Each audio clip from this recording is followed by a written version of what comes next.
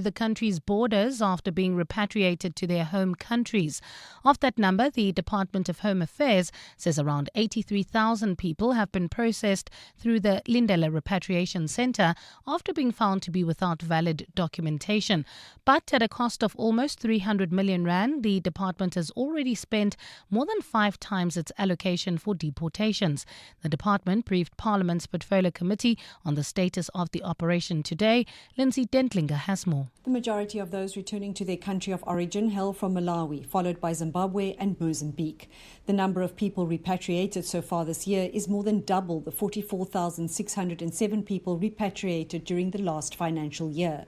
However, Director General Tommy Makode says the department has submitted a memo to Cabinet's Budget Committee on the expenditure, which exceeds the 60 million rand allocation it received through the Criminal Assets Recovery Account. As the Department of Home Affairs and other departments that have been involved in this matter, we have not budgeted for this. So to date, this is what we've spent, 292 million. The governments of Malawi, Ethiopia and Nigeria have been requested to reimburse the South African government for the costs incurred in repatriating its nationals. Lindsay Dentlinger, Eyewitness News, Parliament. The EFF has complained that the SABC is not giving the party fair coverage ahead of the elections. The party says this was evident over the weekend, where the party received no media coverage from the public broadcaster for its Women's Day events. The party raised the matter during today's Parliamentary Communications Committee meeting, where MPs received a briefing from the SABC on its preparations to cover the November elections. Babalondenze has more. Both the SABC and ICASA briefed the committee today on municipal election regulations and the covering of political party activities. The SABC told the committee that it will deliver election coverage as expected, but it's not yet at final operational readiness. EFF MP Xoli Sexilishe expressed concern about this weekend's coverage and how it could continue into the election campaign season. But it is concerning, and I'm very uncomfortable if we were to go to elections without them having particularly the budget that they require, because we're going to fight with them, because those instances are going to repeat themselves and we're not going to get coverage. SABC CEO Nomsa Chabeli said their capability on the 4th of November will depend on decisions taken now and what can still be sourced and formally accepted in time for the polls. I think what's important is that I want to start with a very clear assurance that the SABC will be covering the elections from a wall-to-wall perspective at the same level in which we did the national government elections. Babalondenze, Eyewitness News. South Africa's manufacturing sector has ended the second quarter on a weak note, with production falling 1.5% in the 3 months to June. Statistics South Africa says 7 of the 10 manufacturing divisions recorded declines over the quarter, with food and beverages the biggest drag. There was some improvement in June, though, with seasonally adjusted production rising 0.9% month on month after a 1% increase in May. Stats SA Industry Statistics Director Nikolai Claassen. On a month-on-month basis, seasonally adjusted manufacturing production increased by 0.9% in June 2026 compared with May 2026. Despite this monthly gain, manufacturing production declined by 1.5% in the second quarter of 2026 compared with the first quarter of 2026. And in Thailand, government has suspended the issuing and processing of firearms licenses. The Thai Prime Minister has ordered the Interior Ministry and police to stop issuing the licenses to possess, purchase and carry the firearms. It follows last week's deadly home and school shooting. On Friday, a 14-year-old boy shot and killed his grandparents before killing 6 others at his school and then turning the gun on himself. Investigators are still seeking a motive for the shooting, but police say the boy watched violent videos online and once brought a BB gun to school. Gold is trading at $4,374.27 an ounce. The rand is at 16.24 to the dollar, 21.93 to the pound, 18.74 to the euro, and Brent crude oil is at $89.75 a barrel. Traffic lights are out in Edenvale at Modderfontein and Van Riebeek, in Fourways at Cedar and Witkoppen, in Fourways at Cedar and Fourways Boulevard. In your sport, Bjorn Fontaine to captain the Proteas in the Tri-Series against Namibia and Zimbabwe. Mamelodi Sundowns gear up for a grudge match against TS Galaxy in the Betway Premiership. And Luke Jacobson looks ahead to the All Blacks tour match against the Sharks. It's a cold Tuesday afternoon with scattered showers in Gauteng. Temperatures have peaked at highs of between 6 and 8 degrees. The top story in EWN. Police have confirmed that a collapsed mine heap is what led to the deaths of 14 suspected illegal miners in Nkaneng near Rustenburg. EWN, in touch, in tune and independent. For the latest, visit ewn.co.za or download the EWN app.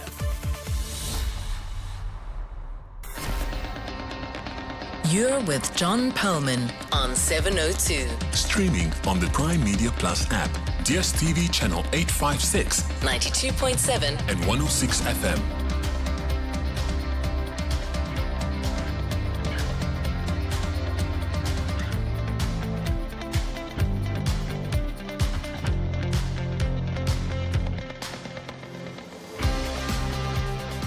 Very good afternoon, everyone. It's 9 minutes past 3 on Tuesday, the 11th of August. This is 702 Drive with me, John Perlman, and the team. Welcome to the show. The unemployment numbers that came out today are alarming, in particular when you look at the extent to which youth unemployment has grown. It's a conversation we've been having for decades now. No real clear answer, though, to this question. Why is it that we can't create sufficient jobs in any sustainable way in our society? Yes, things get better from time to time, and then they get worse, much, much worse, as they have over the last 3 months or so. We'll talk about that after 5, but in the meanwhile, maybe you have some insights. What, in your view, would create some jobs? And by the way, if you run a small business or you work perhaps in HR at a larger enterprise, or maybe you're the CEO of a substantial company and you have managed to create jobs over the past year, please share with us how you've done it. I'm not putting any pressure on anybody to bring us a silver bullet, but if you've got some ideas and ideas that you know work, please share them with us. 072 702 1702. We'll pick up on the story you heard a moment ago with Mbali Dlamini. That's to do with those illegal miners, 14 of them who died in a mining accident out near Rustenburg. And Kosikona Malinga Mnisi is on the scene. He'll join us a little bit later. The Madlanga Commission today will get an update on what's happening there. Once again, the Independent Directorate Against Corruption is very much in the spotlight. I'm expecting that there are going to be some important developments this afternoon. Don't want to jump the gun, but we will hear from Alpha Ramushwana a little bit later. But boy, did it get off to an interesting start. The politician, Member of Parliament and leader of the National Coloured Congress, Fadil Adams, was there to explain why, despite the fact he was served notice in October last year that the Madlanga Commission would like to hear from him, he only managed to provide his affidavit at 9 o'clock last night. In other words, on the eve of when he's meant to appear. It was made absolutely clear to him that, everybody needs a bit of time to go through your stuff, prepare questions, and have a clear sense of what you're doing. But I have to say, and I don't know if anyone else saw it, if you did, I'd love to get your views. His attitude, I thought, was really quite extraordinary, which prompted Justice Boisile Madlanga to say, you're not taking this commission seriously.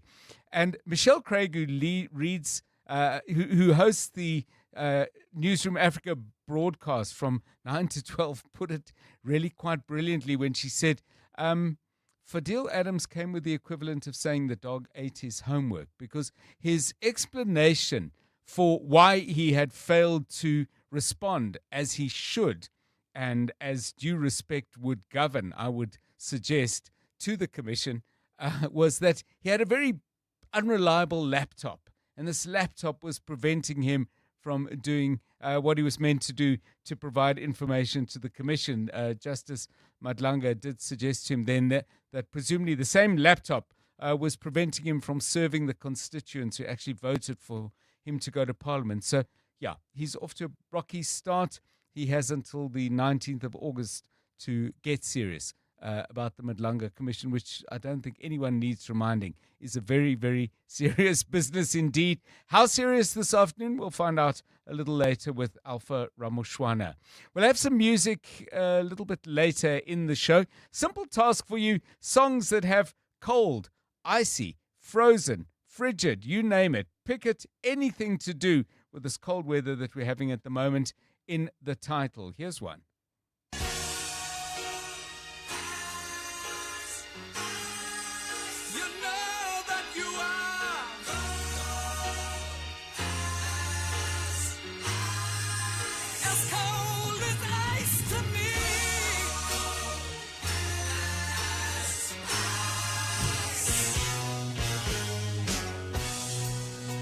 Yeah, that one from the 70s by a foreigner. You'll realize that we're setting the creative limits quite wide. So that is not a song about the weather, but I think you knew that. Anyway, your suggestions, please. Songs that have cold, icy, freezing, frozen in the title. We'd like to get them from you on 072 702 1702. Pip has burst out of the blocks quicker than Usain Bolt and sends us ice, ice, baby. Thank you, Pip, getting us going nice and early. 702 Drive, it's 13 minutes past 3. 702. Let's walk the talk. Now, the markets haven't benefited much from a day off yesterday. The JSE down by around 1,200 points, weaker by 1%. Leading the losers, a mix of industrial stocks, actually, including AECI, chemicals company, down by 13%, obviously a specific development there. AB InBev Beverages has lost 4.5%, British American Tobacco down by 4.4%. Better news for resource stocks, Thungela, the coal company, up by 7.1%. That's because they feed into this company, Sasol, which has gained 5.6%. Pan-African Resources, not a big bump in the gold price, no bump at all, in fact. Nevertheless, PanAf up by 4.8%. Gold price, as I said, is flat, but the platinum price has weakened fairly substantially by $11.82 a fine ounce. No such luck with the oil price. Brent crude currently trading at $87.61 a barrel, hence those good moves and news for Thungela and Sasol. Rand is holding steady so far today at a good level with little movement over the past 24 hours. A dollar will cost you $16.19, The rand is 18 rand 68 to the euro, and 21 rand 85 will get you a pound. More details with Stephen Curtis at 4:25. We'll have sport with Tolakele Mganga. Lisego Singo has the traffic news, and Mbali Dlamini back at 3:30 with the latest news headlines.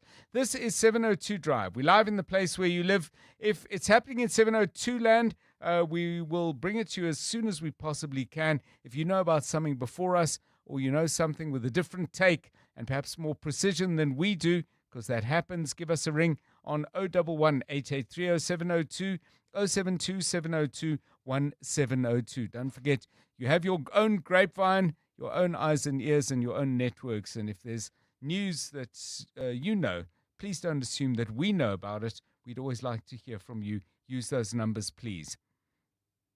Drive home with John Perlman on 702.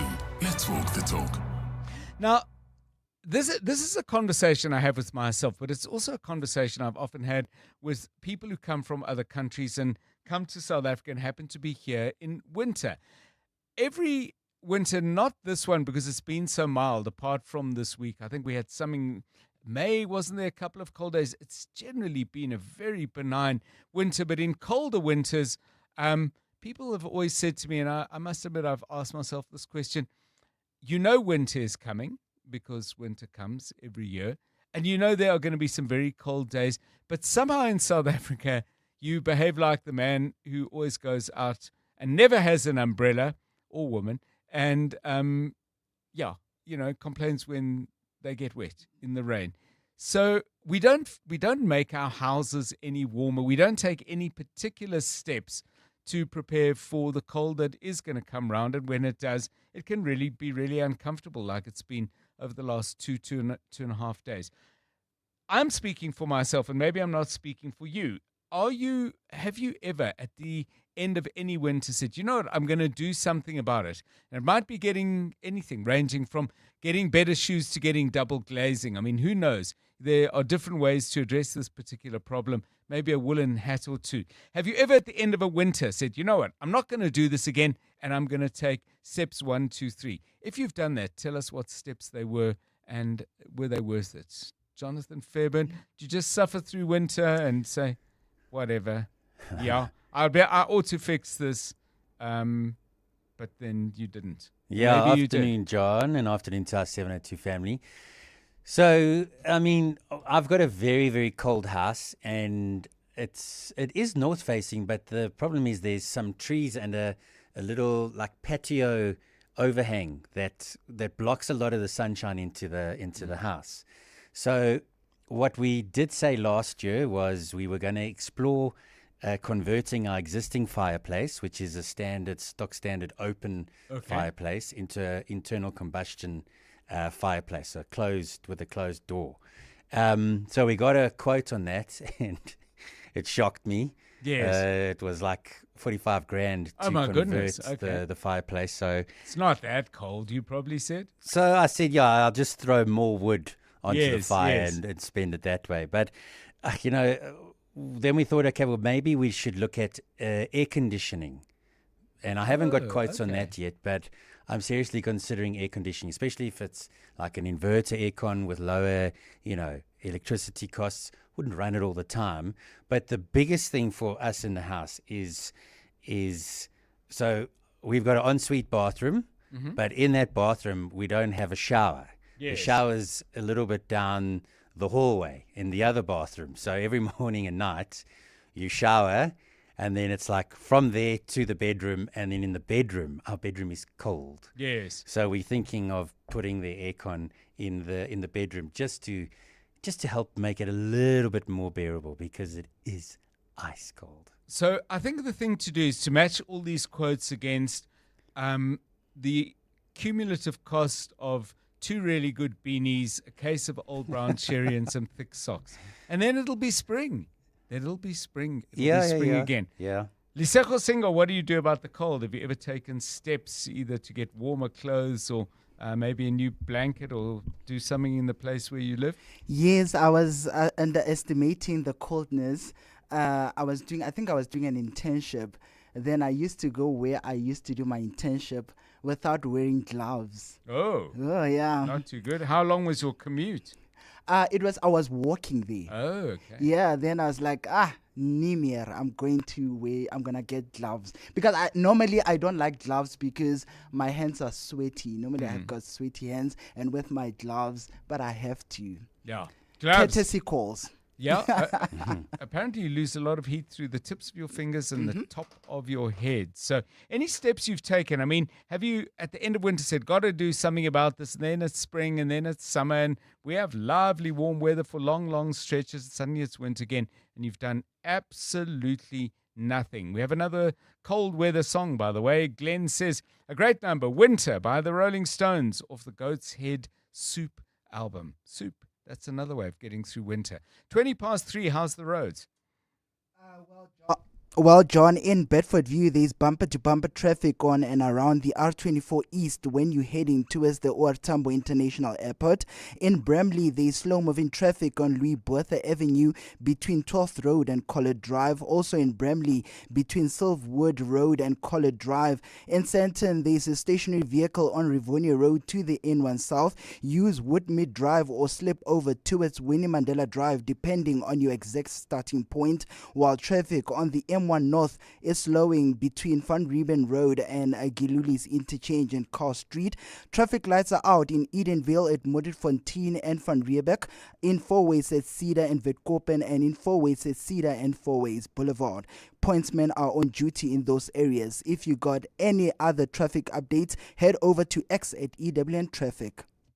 Bongani Bingwa, 702 Breakfast. Weekday mornings, 6 to 9. The fight over who should own South Africa's electricity grid has become an increasingly heated battle. between key stakeholders, Eskom, the government, and organized business. President Cyril Ramaphosa wants a fully independent, state-owned transmission operator that would own and control the national grid. This legacy debt issue from municipalities has been around for a long time. Is there any indication that there is political will now to deal with it, or is it one that will once again have the can kicked down the road? Our own ministry, Electricity and Energy, the Ministry of Finance has been at the center of this, and COCTA. Together, all of these departments have been working together to try and find a solution to this. Teto Nyati, the chairperson of Eskom. Bongani Bingwa, 6 to 9. On 702.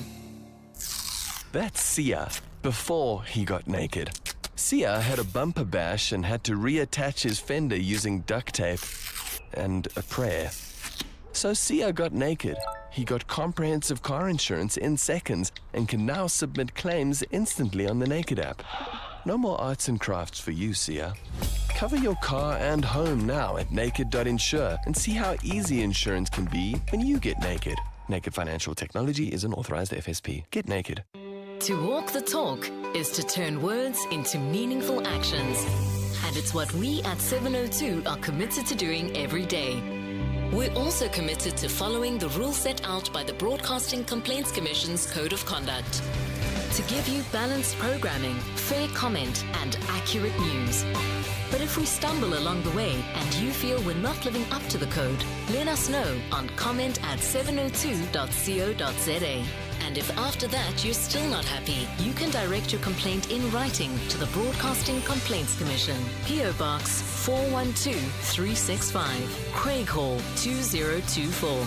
For more, visit bccsa.co.za. You're with John Perlman on 702. Let's walk the talk. 702 Drive. Let's focus our attention then on a story that we've been covering here on 702 through our EWN team about the number of illegal miners who have been were discovered to have died after a collapse at a disused Rustenburg mine. Let's get the very latest then from our EWN reporter in Kosikona, Malinga Mnisi. Kosikona, very good afternoon to you. What is the latest news coming out from the scene, and where are you now? Yeah, good afternoon to you, Dr. John, as well as to the listeners. Currently, we are at the site where the tragedy unfolded. We're told by the police that they received an alert at around 10 p.m. yesterday evening, and the story goes that it was one of the surviving suspected illegal miners that alerted the security guarding this particular site. And the information that has now come to the fore, Dr. John, is that this mine, or the site rather, has since been taken over by a company called Sustenza Trading. And according to the police here in the Northwest Province, they are licensed to mine at this particular site. But it's a really, really strange story, especially given now that we've been allowed into the site, because earlier on we were at the Rustenburg police station where Arthur Adams, the police boss here in the Northwest, was giving a media briefing. But in essence, the allegations is that this group of alleged Zamazamas had invaded the site from the back, away from the praying eye of the security employed by Sustenza Trading to guard the site. But what's interesting, Dr. John, is that from the guardhouse where the security guards, heavily armed, I should also add, are stationed to where the tragedy happened, it's a distance about plus minus 50 meters, I would estimate. And I think the question on everyone's mind is, how is it possible that the guards did not see these activities taking place, or see these alleged Zamazamas going on with their business, given just the vantage point? Yes, there's a huge heap of rubble, and Dr. John, the police have now said and confirmed that it was the collapse of that heap of rubble that led to the demise of 14 alleged Zamazamas and injured about 8 others. 5 of them were told remain in a local hospital under police guard. 3 have since been discharged, but now taken into custody for, or rather on allegations of partaking in illegal mining activity. So we're still trying to really make our way through the site.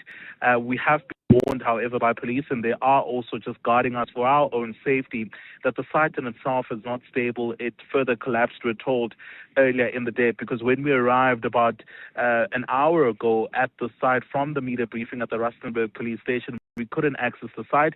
We've been let in now just a bit to get a sense really of this area, and we've also tried to then contact Sustenza Trading through some of its workers that are on site. They're saying someone that can speak to us is not presently here. Yes. But we're going to try and really dig and just get some answers and clarity from the end of the company, Dr. John. So in Nkosi, what kind of mine is it? I think I read or heard somewhere that it's a chrome mine. Generally, when we talk about this kind of illegal mining, that the focus is always on gold mines. What kind of mine is this one? Platinum Group Metals is what we're told, and Dr. John, and the police commissioner, Arthur Adams, was just mentioning the sort of categories that fall under that specific group. He seemed not to be sure what exactly is being mined at the site, and I suppose really also ascertaining those facts from the company would really assist in this regard.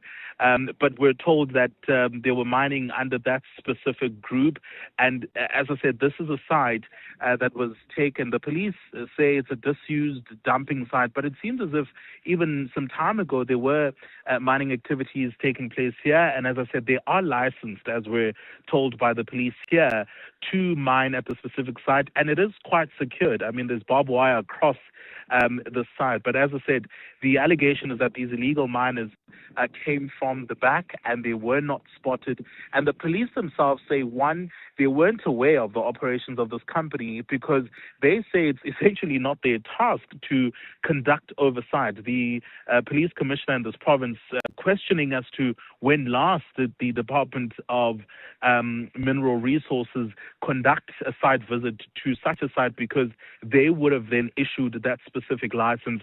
Hence, the oversight and monitoring would have been on their part. And he was quick. This is Lieutenant General Adams to emphasize that the police come on board where there's reports and suspicion of illegal activities taking place.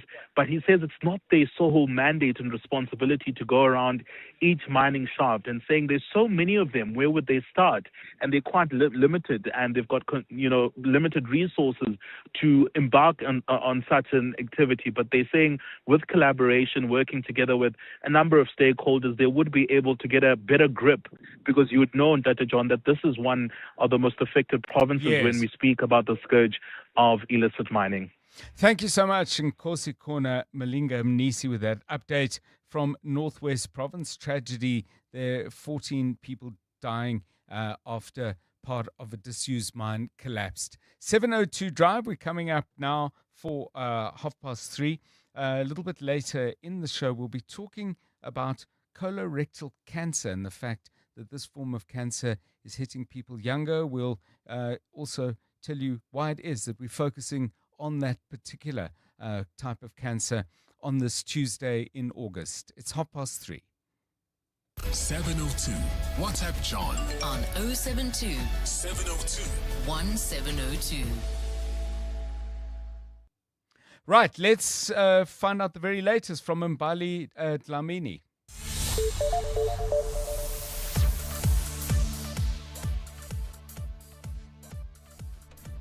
Thanks, John. Good afternoon. South Africa's latest unemployment figures show women continue to bear a heavier burden in the jobs market. The unemployment rate among women climbed to 37.5% in the second quarter, compared to 30.3% for men. This is contained in the latest jobs data released by Statistics South Africa today. Stats SA says the overall unemployment rate rose to 33.6% in the period under review.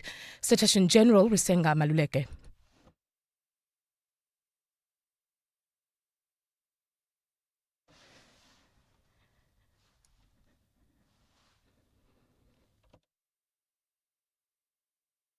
The Midday Report. Weekdays, 12 to 1. I was very concerned to see that one organization that is dedicated to whistleblower support in South Africa is facing possible closure without urgent funding. Venturon, we know you do such important work at the Whistleblower House. How can people help you? Whistleblowerhouse.org is the website. Every rand that gets put in there will go towards support of whistleblowers. We have approached big companies, but individual support will make a huge difference to enable us to keep our doors open.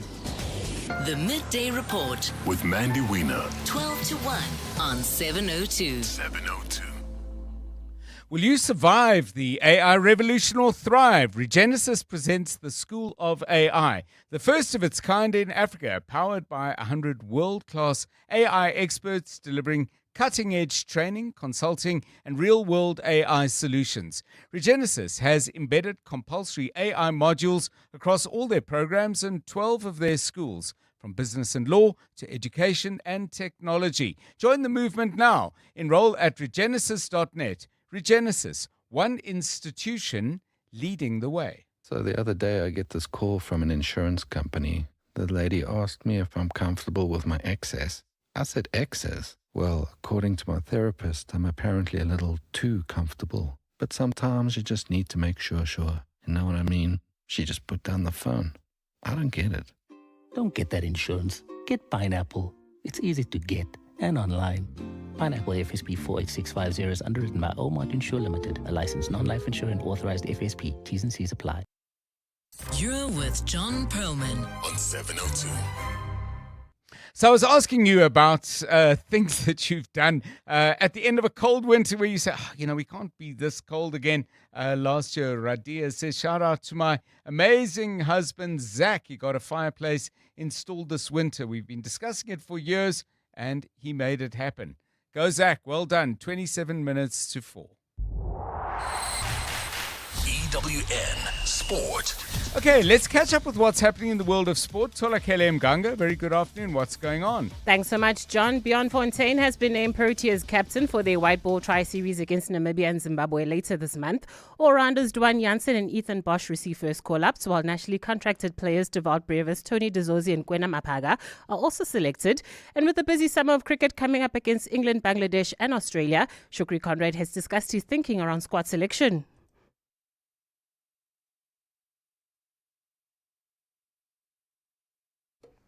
3 of FIFA's 6 confederations have issued an open letter attacking President Gianni Infantino's conduct and also calling for him to step aside. The presidents of UEFA, AFC and CONCACAF all signed the letter, which called for an independent review of Infantino's abandoned World Cup proposal. They say he broke trust through deception and placed himself above the collective. That's after he pitched, then abandoned a plan to carve off the commercial rights to the World Cup by selling 20% of them to private investors to raise 4.2 billion rands. On the pitch, round 2 of the Betway Premiership gets underway this evening, and the pick of the clashes will see Mamelodi Sundowns away to TS Galaxy. Switching to rugby, where the All Blacks will return to tour action against the Sharks this evening as they look to build on a 38-21 triumph over the Stormers on Friday. Luke Jacobson will captain the team, which features 15 changes, including recalling Wallace Satiti at number 8. Tola Gelimganga, Eyewitness News Sport. EWN Traffic. We have traffic voice note. Just let's listen to this voice note during this hour. Good afternoon, Talk Radio 702. This is William here from Ekurhuleni in Dunwoody in Germiston. I just want to bring it under your attention, please. Traffic lights on the corner of Black Reef Road and Grey Avenue in Dunwoody, Germiston. Both sides are flickering red, and it's peak hour now. People are coming from work in Whiteville, so I just want to ask if you can put this message through, and it's cold and wet outside. Thank you, from William. Well, in Bedfordview, there's bumper-to-bumper traffic on and around the R24 East when you're heading towards the OR Tambo International Airport.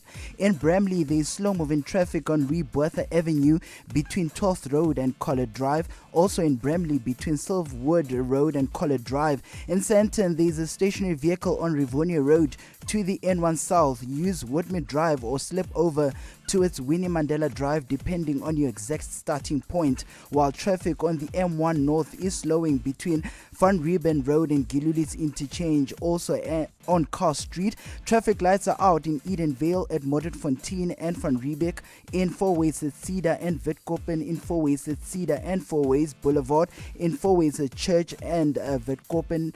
Also in Rederpoort at Christian Devet and Blueberry. Traffic lights are out in Tshwane, in Groenkloof at the Fountain Circle, in the CBD at Sophie de Bruyn and Jeff Masamola, as well as Hoshi Mampuru. Pointsmen are on duty in that area. If you have any other traffic update, head over to our WhatsApp line on 072 702 1702. There's more EWN on air, online, and on the EWN app. 702. Call John on 011 883 0702. So the unemployment numbers are really quite alarming. The latest job stats are out. We have shed, I think, around 345,000 jobs. It's an absolutely bleak picture. And of those, 264,000 were jobs held by younger South Africans. So we'll talk about that in some detail after 5 o'clock.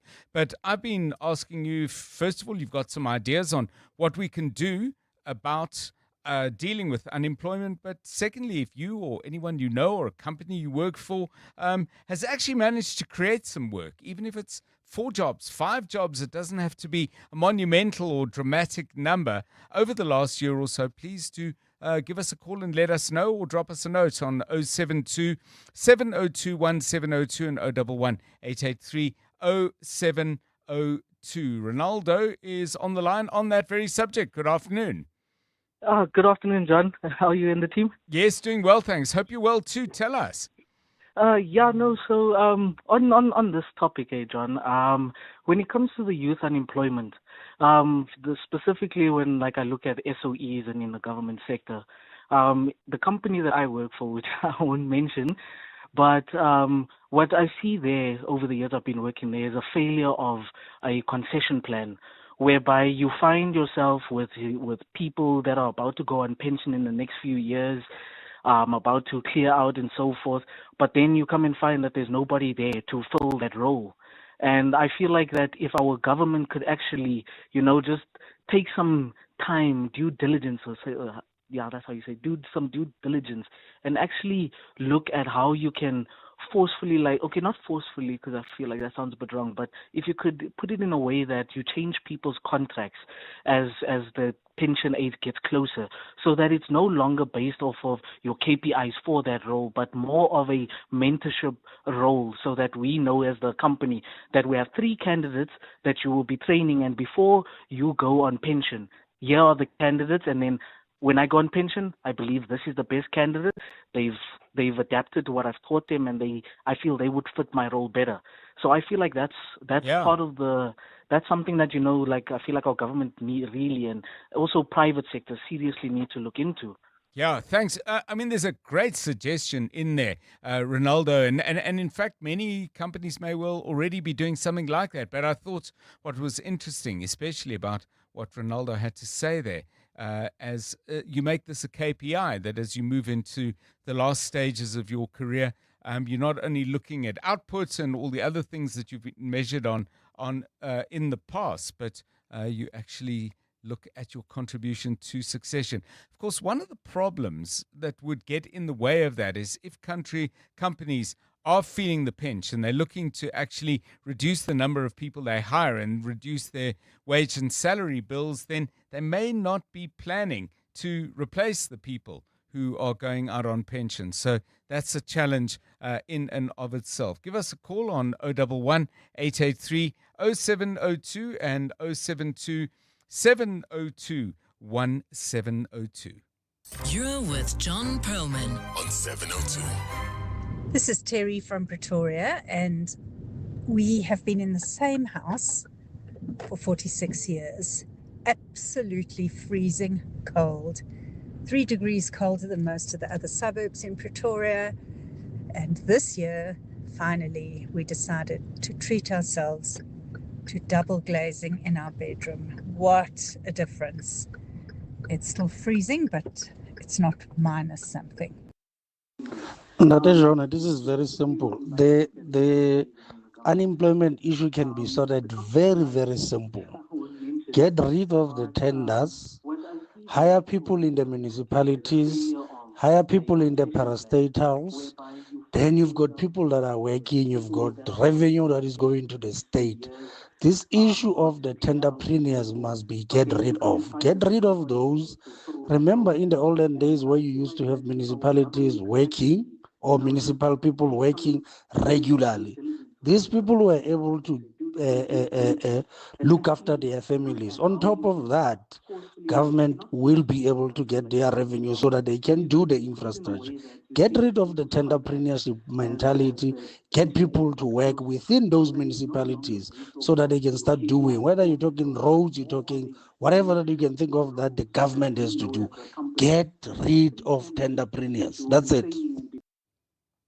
So I certainly get the point, and thank you for that. I'm just wondering, though, if we might be conflating a couple of things. So when people get tenders, they get them for a range of things. So some of them might, for example, involve supplying people, let's say a hospital with linen or with laundry services and so on. Now, if it's linen, i.e. the purchase of sheets, pillows, bed covers and so on, that's something that's always going to need to be procured through somebody, whether the government buys it directly from linen manufacturers or you hire an intermediary, which it seems to me they do all too often with the consequent increases in prices, it seems to me. If you're saying don't subcontract laundry services, then I get what you are saying, because that would mean that you've got to have, for example, a Gauteng Department of Health industrial scale laundries, probably at every hospital, and then satellite laundries for clinics and so on. So if you're dealing with people who are tendering to provide government with goods and services, you would create jobs if you get rid of the services. I'm not sure how you would create jobs if you try to say, well, they can't provide government with goods either, unless you're suggesting that government should also be manufacturing linen and then supplying it to hospitals and other entities that require that particular product. So, but keep those coming, please, because they're really interesting ideas there. Terrible, as I said, absolutely disheartening figures on job creation or lack of job creation and unemployment. If you've got any ideas, then please do share them with us on 011 883 0702 and 072 702 1702. And as I said before, if any of you have directly been involved in either creating or perhaps even saving jobs, which would be an incredible achievement given the economic circumstances that everybody's had to battle their way through roughly since February this year, with all the legacy issues of COVID and the years that followed. If you've managed to just retain jobs, please do call us in so that we can at the very least say well done, but crucially you can tell us exactly how you did it. 3:45. You're with John Perlman on 702. Let's walk the talk. Right, let's focus our attention now on the Madlanga Commission of Inquiry. Something of a brief but very, very interesting exchange earlier today, and I did share with you some of my thoughts about Fadil Adams and the excuses, if you can call it that, he offered for, despite having been told last October that the Commission would like to hear from him, he only managed to get his affidavit, his statement in at 9 o'clock last night, which meant once again, the conduct of a particular witness disrupted the work of this all-important commission. So that's how the day began. But what's happened since? Alpha Ramoshwana, EWN reporter, has been watching things. Alpha, I believe the Independent Directorate Against Corruption still very much in the spotlight. Are we hearing any new developments, anything that's happened today that we ought to know about? A very good afternoon to you. Good afternoon, Dr. John. Yes, of course, the focus remains IDAC and their controversial investigation into crime intelligence and the political killings task team. And the witness today, once again, is IDAC prosecutor Dushanta Ramsamy. And she hasn't necessarily given us any new information today. Really, she was just clarifying most of the stuff that she had already said the two previous times she testified here at the commission, but she was actually about to start testifying about Vusmuzi Ket Matlala and IDEC's investigation into how his company, Medicare 24 Tshwane District, was awarded a 360 million rand tender by the South African Police Service. However, she could not go into detail because she is unwell, and so the Commission of Inquiry had to be adjourned to tomorrow.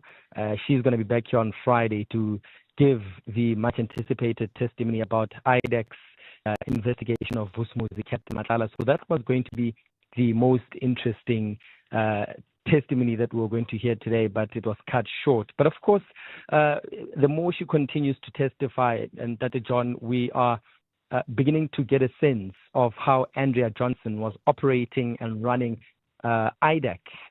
From what we're hearing here, it seems that she continues to be entangled in a web of lies. The Commission taking her testimony from Parliament's ad hoc committee and comparing it to what she said here, comparing it to documentary material that has been presented here, and it seems that her evidence at Parliament's ad hoc committee in November last year was not entirely truthful. In fact, it was filled with a number of lies that the Commission is beginning to unravel now. So I think the big question, that we have to ask, of course, at the end of this Madlanga Commission of Inquiry relates to Andrea Johnson and how exactly she was operating the investigating directorate against corruption with so much dishonesty, according to many of her subordinates, including Ramsamy. So her testimony was cut short today because of being unwell. Just, I want to go back to your take on Fadil Adams, because I mentioned earlier that Michelle Craig at Newsroom Africa said that his explanation of a dodgy computer that kept freezing every couple of days as a reason why over a period of almost 9 months he's failed to actually get done what he was supposed to do. She said it was a bit like the Madlanga Commission's equivalent of the dog ate my homework. But we have seen Justice Madlanga get very, very unhappy before, and even quite angry, just on the kind of scale of Madlanga. I won't call them earthquakes, but on the Madlanga scale, how fed up was he? Well, Dr. John, it really does seem like teacher, my dog ate my homework moments, because Justice Mbuyiseli Madlanga really wasn't buying Fadil Adams' story today. I mean, he was told in October last year to prepare himself to testify at the Madlanga Commission of Inquiry, and he's had since October to begin preparing bit by bit. He says that he did not see the communication that was sent to him in October by the Commission, and only saw it 3 months ago, earlier this year. And when asked why it took him so long, about 6 months, to read the email that it was sent to him, he said that his computer hasn't been working for the longest of time. And of course, Justice Mbuyiseli Madlanga did not really buy the story, because Parliament is a big institution. I mean, any corporate company as well, the moment you have technical issues with your laptop, the IT teams are very quick to fix them. It's either they give you a new device, they transfer all your information from one device to the other, or they just figure out a plan on how to fix it. And that's the argument that Justice. Okay, just losing our line there to Alpha Ramushwana. So, yeah, a little bit of a stop-start day out at the Madlanga Commission of Inquiry. Now, one of the other things that's going on, and I'm starting to see reports about snow hitting parts of Gauteng, and I wonder if any of you are seeing the white stuff fall from the sky. Is it actually sticking? And in ways that will enable you to say, well, it's snowing in Johannesburg. I mean, obviously, if there's snow falling from the sky, then it is snowing. But kind of a snowfall is really when things start to stick a little bit. I know that other parts of the country have been having snow for a while. I'm hearing there has been snow in Germiston. I am hearing that there is snow where else? Katlong, that's Germiston, of course. So mostly out in the east. Bedford View, we're getting some news coming in from Bedford View. What are you seeing? And is it reaching the point where it's actually disruptive of your life? Give us a ring on 011 883 0702 and 072 0702 1702. Now, we've had a couple of suggestions about how we deal with this really awful jobs crisis that we are facing in South Africa. The numbers that have come out today are really, really quite alarming, appalling, in fact. And I've asked some questions. I've asked some questions. If you've been successful just in retaining jobs, that I would put to you, everybody is a real achievement in and of itself. But if you've created some work, tell us the good news, and maybe within the good work that you've been able to do, there's the germ of an idea that somebody else may pick up. Now, Ronaldo was talking about people who are about to retire staying on as mentors. Simon responds and says, to a certain extent, I agree with Ronaldo to keep those who are about to retire to stay on as mentors. But in my company, once one mentions succession planning, there is so much resistance from the same who are about to retire. This halts transformation in companies. Now, the other suggestion we got was that there should be more jobs created from within government. There's too much outsourcing. It was referred to as tenderpreneurs. I'm not sure that entirely sums up the nature of the particular problem, but this is very interesting indeed. No name put to it. Here we go. We used to have that in the former Bophuthatswana. There were people who were seamstresses at the hospital. Cleaning was not outsourced. They had cooks, people who worked in the hospital kitchen. It can be done. We used to have people who were called laborers. They worked for public works. Do away with tenders! ! I agree with the caller. I agree broadly, but stick to my point. It depends what the tender is for. I mean, the other thing that is really coming up on a regular basis, and you see it every single time that there is an Auditor General's report, that there's massive contracting out of additional services to consultants to actually get audits done, and the percentage of improperly completed audits completed that were actually done by these contractors is extremely high. I don't remember the exact number, but my recollection is at least over half of them. So we've got a problem there as well. But what about the private sector? We can't lay all of this at the door of government. Surely the private sector has a role in creating jobs. What should they do that they're not doing now? Call us 011 883 0702. In the last 24 hours, what happened in your world? What are the things that you think we need to start conditioning our minds around before we even get to the numbers part? Really what retirement income about, it's about meeting your expenses. And we talk about two different types of expenses. There's what you call life expenses. So it's those things that you actually can't get away with. Those are essential things, and you never want to take a chance that you can't meet those expenses. 24 hours a day. Eyewitness News. In touch, in tune, and independent.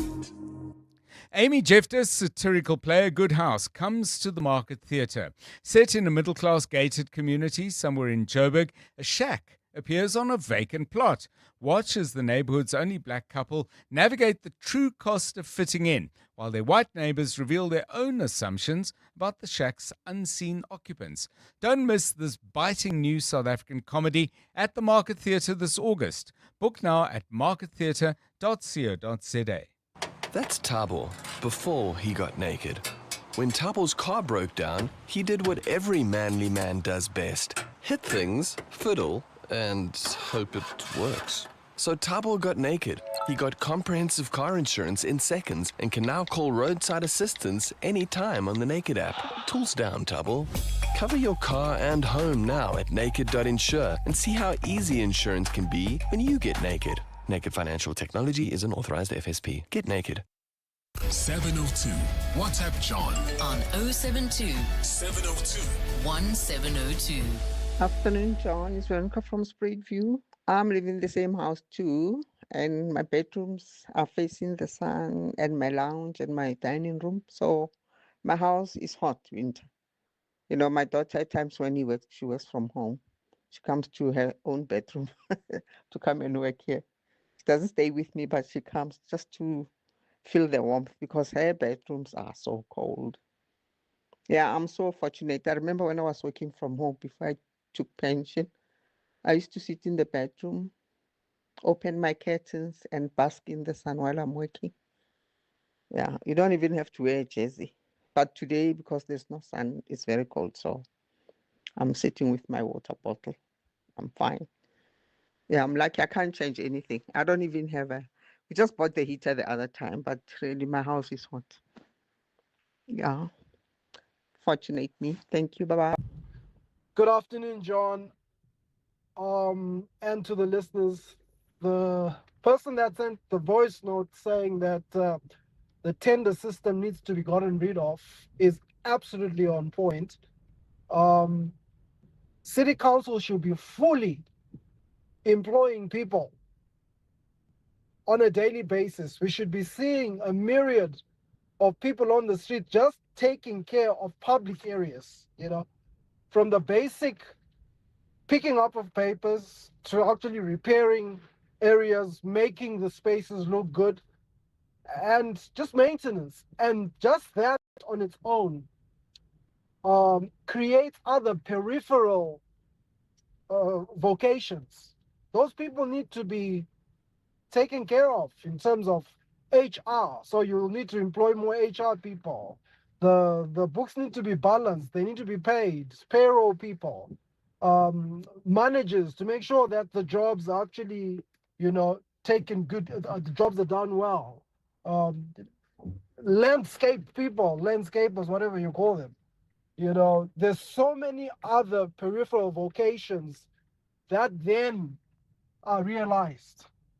Get rid of the tender system. It's just as simple as that. Fully employ people in the council. Yeah, I mean, again, I think we're confusing the tender system with insourcing or outsourcing. That for me is crucial, because government has to buy things now. Unless we're going to say government should make everything they use, then government is going to have to procure things from other people. Should we have a government IT system? Well, we have the State Information and Technology Agency, but are they going to become software developers? I don't think that's government role. I take your point. There's loads of work to do. I would have thought we ask a prior question, though, and say, why, given how many people government already employs, are we actually looking at the poor level of services that, by and large, we still get? So there's that to be considered as well. But please do keep those ideas. I would very, very much like to hear from those of you who have some ideas about what the private sector should do. Should they be incentivized to create jobs, or should they perhaps be taxed if they don't? I mean, they're taxed already quite heavily. How do we get more job creation in corporate and private sector South Africa? Let's get those ideas. After 5, we'll be talking about the issue the issues raised by the numbers. Senior researcher at the Institute for Economic Justice, Dr. Mzwanele Ntshwanti, I beg your pardon, will be joining us for that. And before that, we're going to look at what looks like the imminent closing down of a fruit canning factory in Tulbagh in the Western Cape. It's a facility that was acquired by Premier Foods, I think, 3 years ago. And we're going to use that a little bit as a case study at what happens when jobs are lost, because it's not just the people who work in the cannery, but it's the people who work on the fruit farms. I'm learning that fruit that ends up in cans is fruit specifically grown for canning. So those farms that were set up to provide that particular input into what was once a really thriving industry, if the demand for the fruit goes down, well, they're going to, have to get rid of workers, but they are also going to have to replant their orchards, which presumably are vast. We'll understand that better at 5:20 when we talk to Jacques Jordan, who joins us from the Canning Fruit Producers Association. It's 4 o'clock. It's time for the news with Zikona Miso. This is EWN. Northwest illegal mining deaths under investigation and stricter gun laws in the spotlight in Thailand. Good afternoon, I'm Zikona Miso. Questions have been raised on the lack of oversight at a mine near Rustenburg, where 14 suspected Zamazamas have died. Police say the group was killed overnight after a mine heap collapsed on them, injuring 8 others, 5 of whom remain in hospital. The formerly disused mine is currently operated by Sustenza Trading, which is licensed to mine platinum group metals. Kosikona Malingamnisi reports. Police say the company's operations were invaded by suspected illegal miners. They say the secured site was breached from the rear beyond the view of security personnel. But police have admitted they were unaware of the illegal mining activity or even the site's legal operations. Northwest Police Commissioner Arthur Adams says monitoring licensed mining sites falls under the Department of Mineral Resources and Energy. When last did the department responsible for issuing that permit visited that site? Because that's ultimately their responsibility, not ours. An SAPS member cannot just venture into an area like this and say, I want to see whether there's illicit mining here. No, there's policies and procedures. Adams says police are working to strengthen their relationship with the department and find a coordinated response to the scourge of illicit mining. Or see Khona Malingamnisi, Eyewitness. The Madlanga Commission has heard that former IDAC head Andrea Johnson and her husband Junaid Johnson allegedly wanted another senior crime intelligence officer fired. IDAC prosecutor Drashanta Ramsamy has been testifying today about IDAC's controversial probe into alleged corruption within crime intelligence. She says senior crime intelligence officer Brigadier Ashan Krishnadat was targeted by Johnson and her husband, who's also a senior crime intelligence officer. Ramsamy says the Johnsons appear to have an agenda against Krishnadat. And then I'm told that I must look if there's evidence to charge Krishnadat. Advocate Johnson then said she indicated Junaid is reporting to her. So at that time, I already knew that Junaid is Mr. Johnson, Advocate Johnson's husband. The issue with Brigadier Krishnadat is that she was promoted to Brigadier before Brigadier Johnson. I came to learn that after. CPUT management says it's scheduled to meet with student leaders this afternoon amid a shutdown across all the university campuses and residences. Around 1,000 CPUT students have marched through the Cape Town CBD, assembling students from various university residents along the way. The students have stayed a shutdown of all CPUT campuses and residences following a mass meeting at the Belleville campus last week. They say lectures will not resume until their demands are addressed.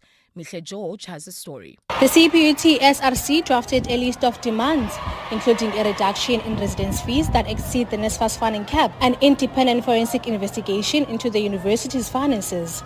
The most pressing issue raised by the students is the scrapping of a 7,000 upfront payment students will be required to make from next year of academic and residence registration. CPUT spokesperson Lauren Kensley. CPUT management is scheduled to meet with SRC leaders later this afternoon, although those leaders have given no indication on whether they will attend the meeting or not. Kensley says the upfront payments are intended to cover costs sustained by the institution at the beginning of each academic year. The university is not unilaterally returning an upfront payment of 3,500 Rand for academics and an additional 3,500 Rand for residents. This is a standing agenda item that is discussed every year because we must be realistic about the administrative costs of the beginning of each academic year. CPUT management has clarified that NSFAS funded students will not be affected by this requirement. Mihle George, Eyewitness News, CPUT District 6 campus.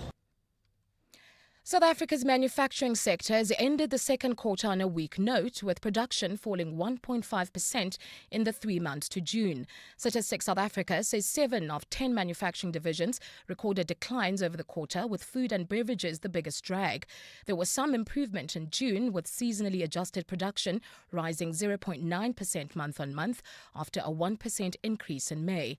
Stats SA's Nikolai Klaassen. On a month-on-month basis, seasonally adjusted manufacturing production increased by 0.9% in June 2026 compared with May 2026. Despite this monthly gain, manufacturing production declined by 1.5% in the second quarter of 2026 compared with the first quarter of 2026. And now further afield in Thailand, government has suspended the issuing and processing of firearm licenses. The Thai Prime Minister has ordered the Interior Ministry and police to stop issuing licenses to possess, purchase and carry firearms. This follows last week's deadly home and school shooting. On Friday, a 14-year-old boy shot and killed his grandparents before killing 6 others at his school and then turning the gun on himself. Gold is trading at $4,374.27 an ounce. The rand's at 16.24 to the dollar, 21.93 to the pound, 18.74 to the euro, and Brent crude oil is at $89.75 a barrel. In Woodmead, there's slow-moving traffic, as you heard on that voice note, on Woodlands Drive, approaching on Woodmead Drive, approaching Woodlands Drive, and also on Western Service Road between Dunwoody Shopping Centre and Woodlands Drive. In your sport, Bjorn Fontaine to captain the Proteas in the Tri-Series against Namibia and Zimbabwe. Mamelodi Sundowns gear up for a grudge match against TS Galaxy in the Betway Premiership. And Luke Jacobson looks ahead to the All Blacks tour match against the Sharks. It's a cold and cloudy Wednesday in store for Gauteng tomorrow with scattered showers. Johannesburg is dropping to overnight lows of 3 degrees, peaking at 11. Pretoria 6 and 14, and Vereeniging at 3 and 12 degrees. It's a developing story in EWN this hour. Questions have been raised on the lack of oversight at a mine near Rustenburg, where 14 suspected Zamazamas have died. EWN, in touch, in tune, and independent. For the latest, visit ewn.co.za or download the EWN app. 702. Drive home with John Perlman. John Perlman, 3 to 6 p.m. On 92.7 and 106 FM. Let's walk the talk. 702 Drive, it's 7 minutes past 4. Welcome to the show. It's great to have you with us. Many of you commenting on how we might be able to create more jobs in South Africa, and crucially how we can also sustain the jobs we have, because the latest numbers that have come out today justifiably sending alarm bells around the country because of the number of jobs that have actually been lost. So on some occasions we talk about how we can create more jobs more quickly, but we're also battling at the moment to hang on to the jobs that we have. Many of you have been sending in some interesting ideas, most of them, I have to say, focused on how government can do things differently, and that's valid and important. Government hires lots and lots of people, could make better use of public money, and could certainly hire some more people. But there are issues of value for money as well in regard to government spend. So whatever's on your mind, please do give us a call. And again, I know I'm repeating myself, but I'm holding out hope that I'm going to hear from some of you who have either managed to keep the jobs that you've created, or make sure that people who are on the payroll stay there, or have actually managed to create some new jobs. If you've got a story to tell, please, if nothing else, call in so we can say well done and congratulate you, but hopefully you'll drop a gem of wisdom that we can also follow as well.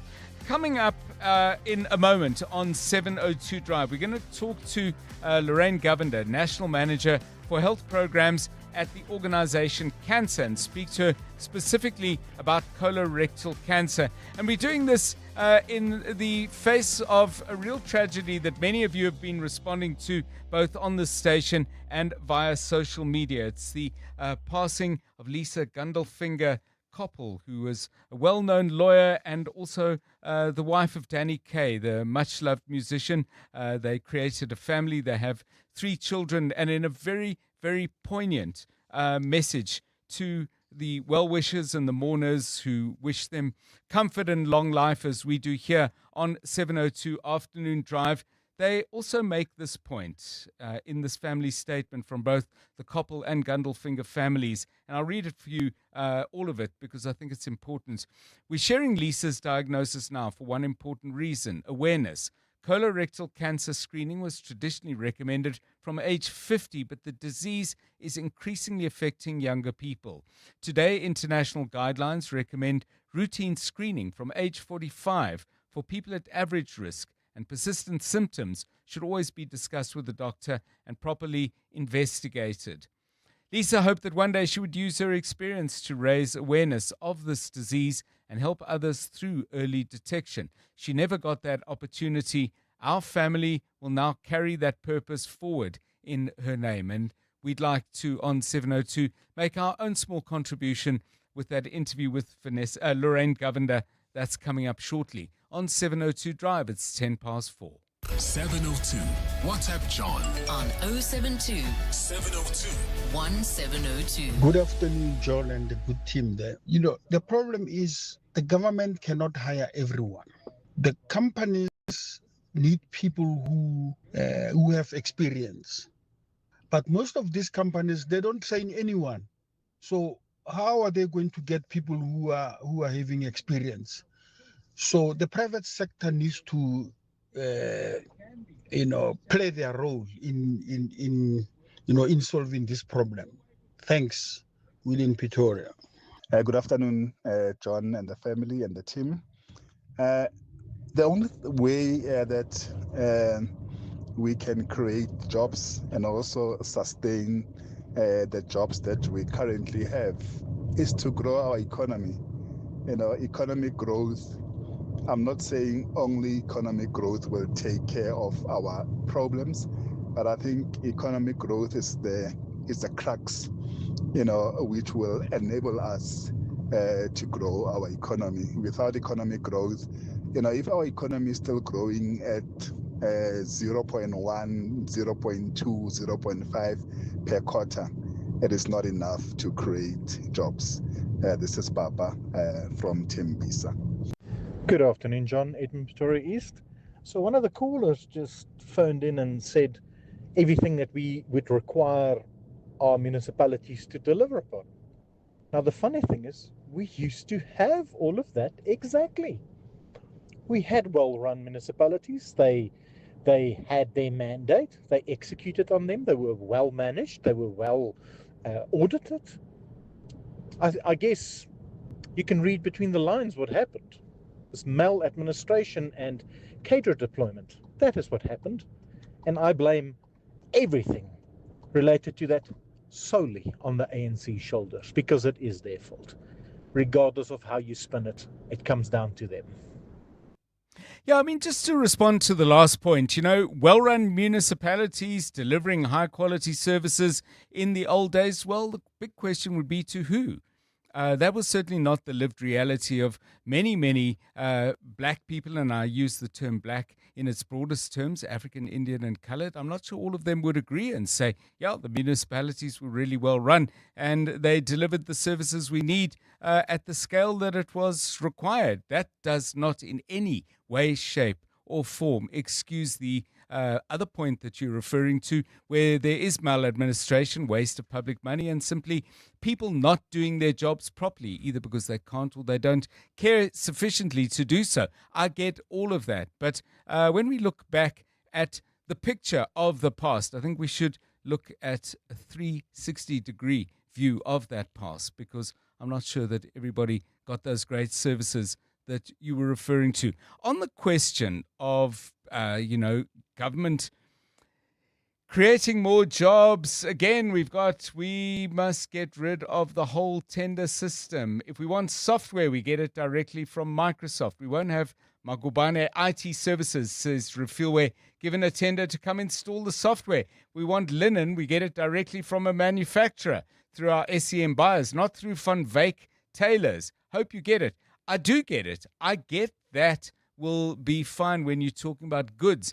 But how does that create jobs? Because that's the question I'm asking. Yeah, my job is to complicate things. So let me just do it one more time and then see if people can help me out. We need more economic growth was the third of those voice note messages. Absolutely right. We need economic growth. But do we get more economic growth by hiring more people in government? Because that's, if we can put all together all the pieces of what people are contributing, that would be the logical outcome. Let's have more people working for government. And that way we'll get more economic growth. Well, some people say no, actually for economic growth, you need well-functioning roads. And if you want well-functioning roads, you've got to spend money on roads, and therefore you've got to keep your salary bill and your staffing levels tight. Now, I'm not saying that's the final word on the subject, nor am I saying that's the absolute answer. But you get what happens when you move all these moving parts. They don't all move in sync. Not everybody agrees on what outcomes you get from which particular change you make. Keep those coming. We've got a good debate going. How do we create jobs? Crucially, how do we keep the ones we have? 4:15. EWN Traffic. This EWN Traffic is brought to you by Outsurance. SMS out to 45142 now, and you could save on car insurance. If you don't, ask them for 500 Rand. Liseko, let's find out what's happening on the roads. Good afternoon. Good afternoon, John. In Bedford View, there's bumper-to-bumper traffic on and around the R24 East when you're heading towards the OR Tambo International Airport. In Bramley, there's slow-moving traffic on Louis Botha Avenue between 12th Road and Collett Drive. Also in Bramley between Silver Road and Collett Drive. In Woodmead, there's slow-moving traffic on the portion of Woodmead Drive approaching Woodlands Drive. Also in Woodmead on Western Service Road next to Dunwoody Shopping Centre. In Sandton, there's stationary vehicle on Rivonia Road to the N1 South. Use Woodmead Drive or slip over towards Winnie Mandela Drive depending on your exact starting point. Traffic lights are out in Edenville at Modderfontein and Van Riebeck, in Fourways at Cedar and Witkoppen, in Fourways at Cedar and Fourways and Boulevard, in Fourways at Church and Witkoppen. In Tshwane, in Centurion, look out for a crash on the N1 North before the Flying Saucer interchange. Please drive carefully. Also in Centurion, there is slow-moving traffic on the R101 and Lenshan Avenue. For more traffic updates, head over to our WhatsApp line on 072 702 1702. There's more EWN on air, online, and on the EWN app. The Outsurance Pointsmen can't help you decide what to order for takeout night, but they can get the traffic flowing smoothly so you get home in time to debate what you're going to order. The Outsurance Pointsmen are real heroes in green and purple, easing traffic congestion, making our lives easier for almost 21 years. Just another way you always get something out, in proud partnership with 702. Show them some love online using hashtag PointsmenLove. Outsurance is a licensed insurer and FSP. You're with John Perlman on 702. Let's walk the talk. 702 Drive. Now, we're going to get to the issues around cancer that I was highlighting a little bit earlier. I must just correct something that I've been saying wrong. There is an increase of 345,000 people in the number of unemployed to 8.5 million. And after 5, we'll go into more details around that. But I was saying as well that means that 345,000 jobs have been lost, and that the two are not exactly the same. You can get an increase in unemployment, but that doesn't necessarily mean that's because all of those people lost their jobs, because there are more people coming onto the job market all the time. So my apologies for that. After 5, we'll get somebody much more precise on taking us through all the numbers than I am. 702 Drive, it's 19 past 4. John is on X. At John Perlman. Well, as I said earlier, lots of condolences coming in for the Gundelfinger and Koppel families. This after the death of Lisa Gundelfinger Koppel, a 41-year-old lawyer who was married to the musician Danny Kayan. Together, they had created a family with 3 children. Lots of family, lots of friends, lots of people who knew them, both from their professional work in which they both excel. There's a conversation now going on, and it's prompted by the family who said that and I'll say it again, we're sharing Lisa's diagnosis now for one important reason, awareness. And then they refer to the fact that colorectal cancer is affecting people younger and younger, and that screening is being advised for people at a younger age than perhaps in years past. So let's talk about this and get a sense of what kind of health awareness needs to be created around this form of cancer. Lorraine Govender is National Manager for Health Programs at the organization Cancer. Ms. Govender, welcome, and thanks very much for your time. What are the key messages that you as Cancer are putting out in regard to colon cancer? Good afternoon to you. Good afternoon to you and the listeners, and thank you so much for having the organization on board today.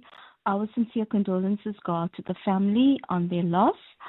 So I think the message we're trying to drive is that, yes, colon cancer is like any other cancer, we often think, okay, when I'm going to get older, that's when I need to start worrying about cancer. Right. But especially with colon cancer, we definitely, when we look at the National Cancer Registry that records the data in terms of cancer incidence in our country, it definitely shows an increase in colorectal cancer among the younger people.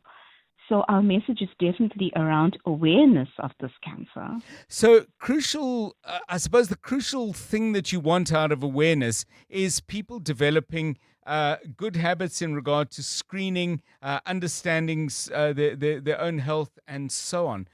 But I'm wondering, do we have the facilities, for example, in the public health sector or indeed affordably in the private space for people who need this kind of screening to go out and get it?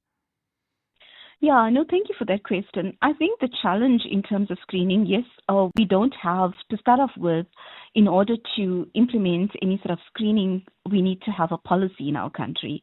And colorectal cancer, unfortunately, we don't have sufficient policy around the screening protocols for this cancer. And yet it is among the top 10 cancers, top 5 cancers affecting our people.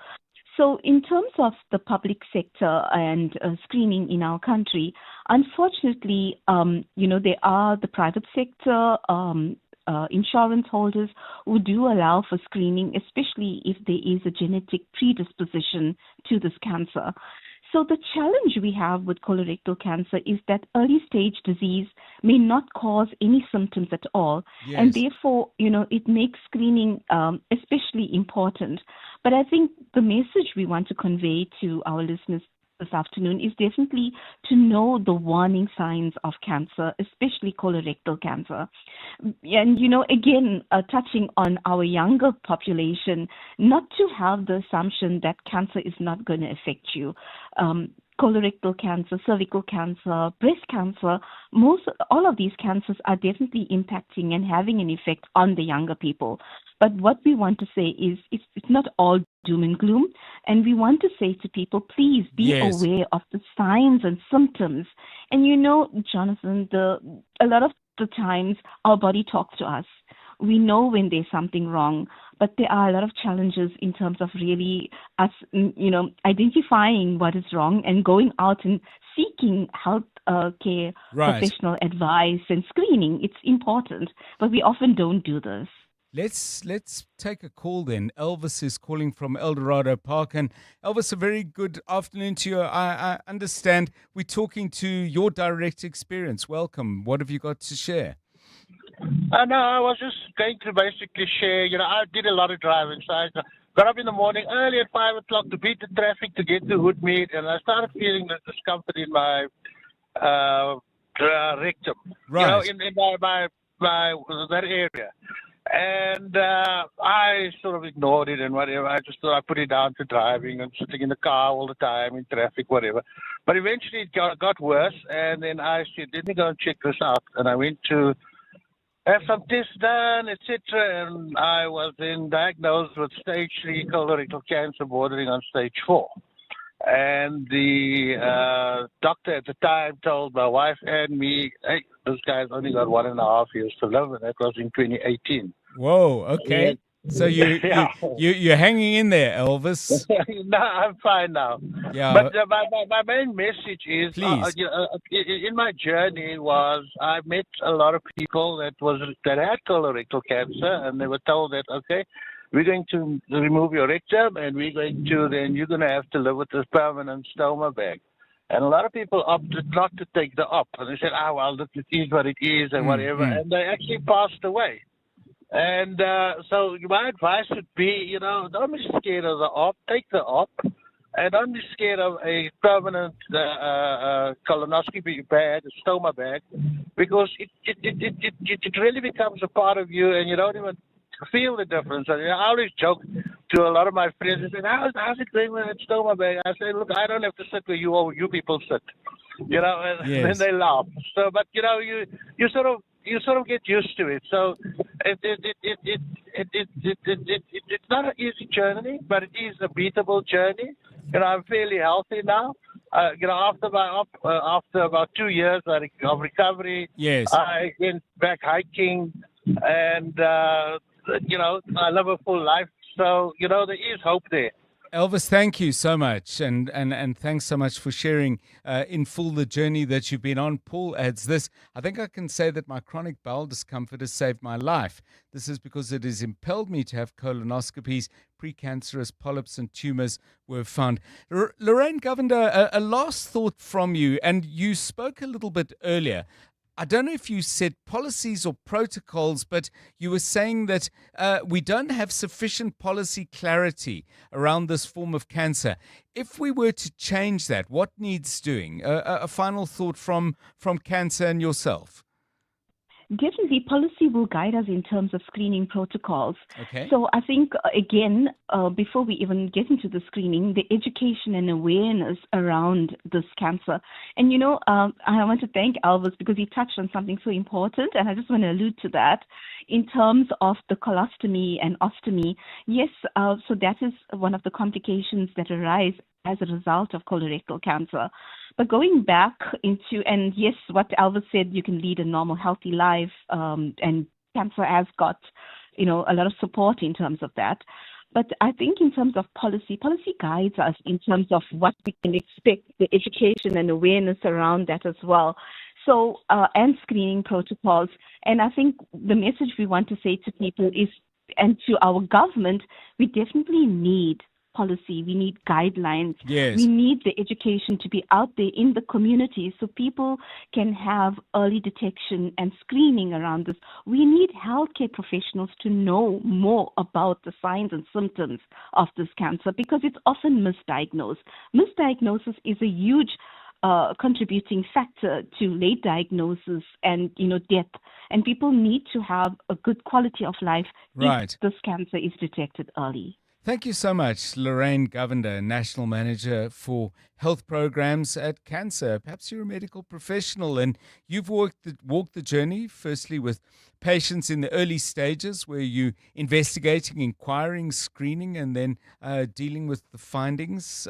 Please feel free to call us as well. Be good to get that medical practice, hospital level view of this as well. But thanks to Elvis and thanks to Lorraine Govender. She is National Health Programs Manager at the organization Cancer. 28 minutes past 4. EWN Business.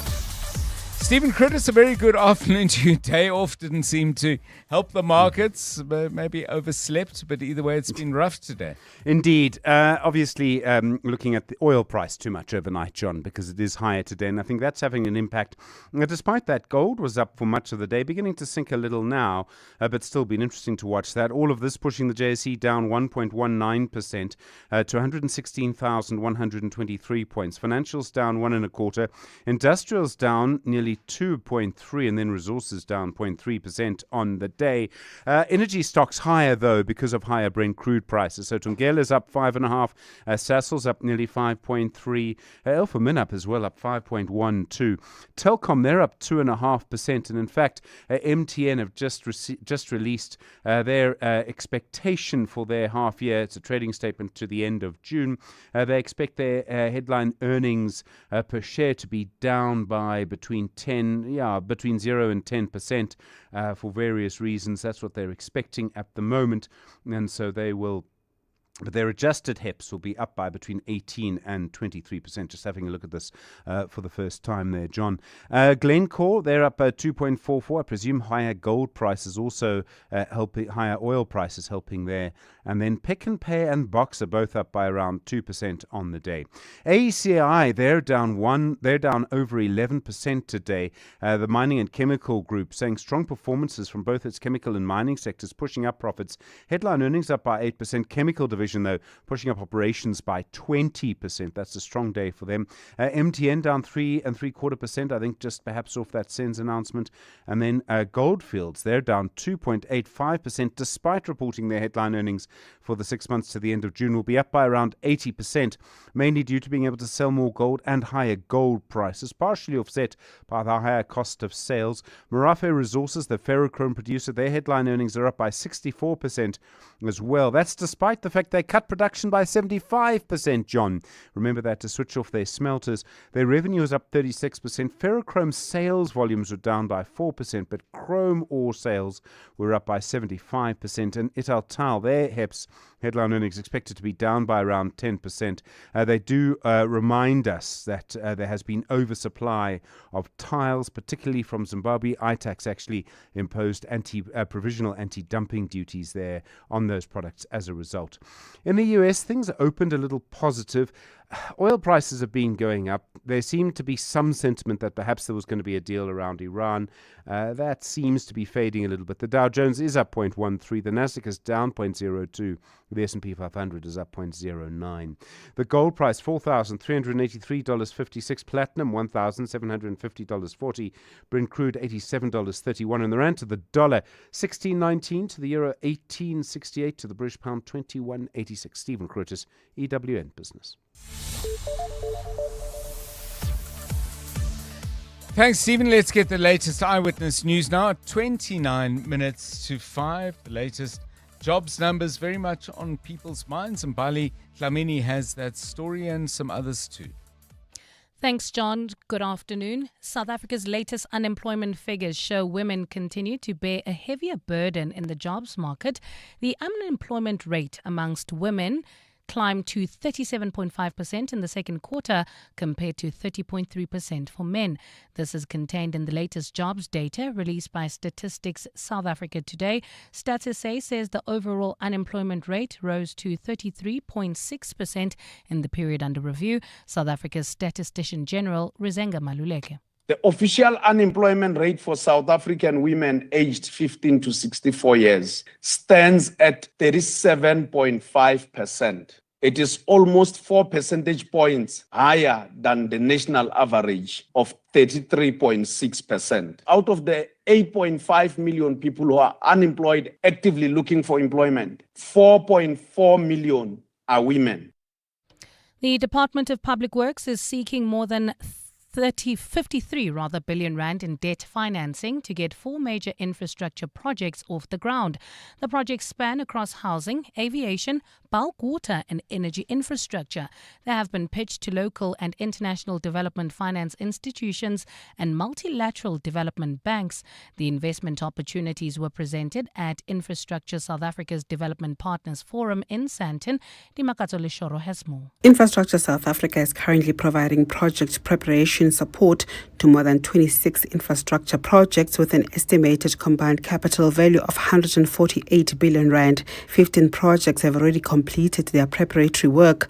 Following the latest investment pitches, Infrastructure South Africa will facilitate further engagements between project sponsors and interested financiers.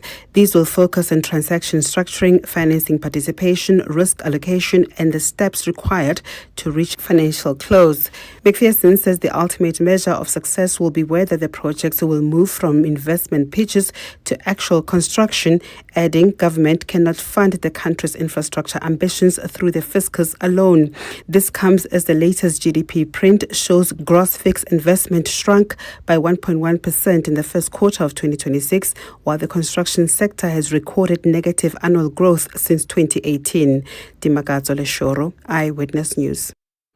The South African Red Cross Society is assessing the extent of damage after strong winds tore through the Free State farming town of Koppes. Several homes have been destroyed with roofs blown off as severe weather continues to affect parts of the province.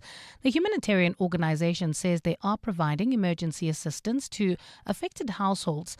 Meanwhile, electricity supply in some parts of the Eastern Cape has been affected due to snowfall. Cooperative governance spokesperson Piello Olifant. There's been disruption of electricity supply in the area of Matatiele in the Alfred Nzo district municipality. So ESCOM technicians are working in repairing the electricity supply in that part of the world.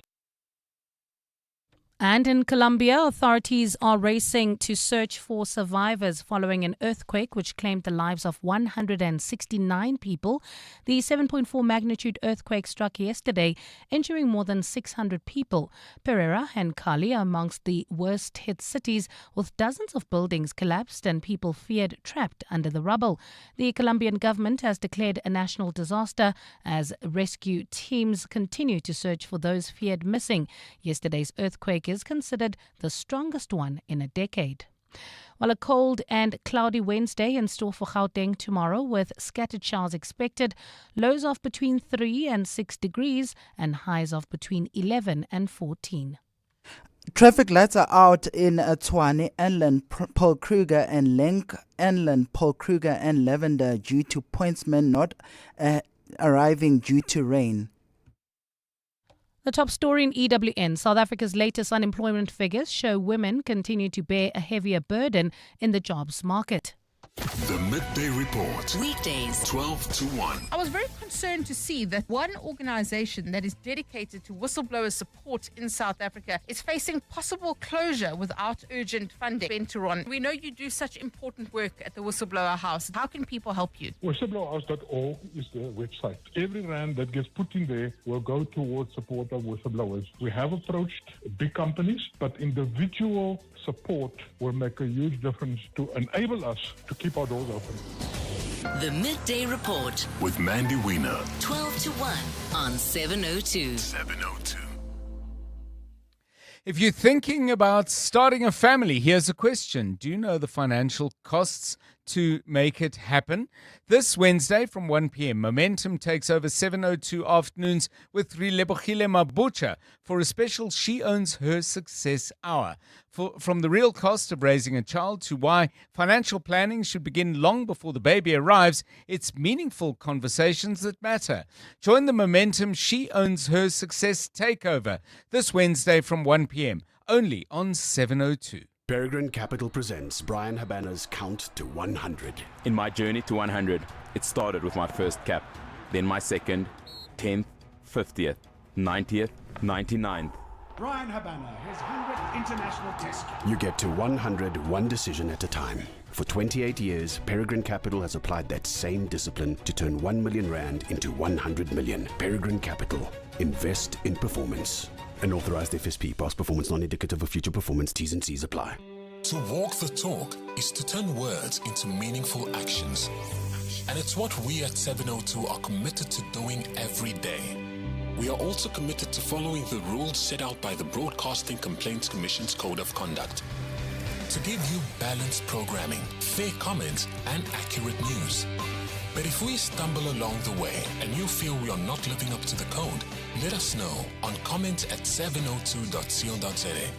And if after that you're still not happy, you can direct your complaint in writing to the Broadcasting Complaints Commission. Email bccsa@nabsa.co.za. For more, visit bccsa.co.za. 702. WhatsApp John on 072 702 1702. John, I think one of the biggest things we can do to increase jobs in South Africa is to relax the labor laws a little bit. If you make it near impossible to fire somebody, you think very, very carefully before you hire someone. You'd rather overload your current staff than hire one person who's dead weight that you can never get rid of. So relaxing the labor laws, I'm not saying make it a free-for-all for the employers, but definitely make it a little bit easier, will make people feel a bit more comfortable about hiring. Hi, Ntate John. Ntate John, I beg to differ with those who are saying get rid of tenders.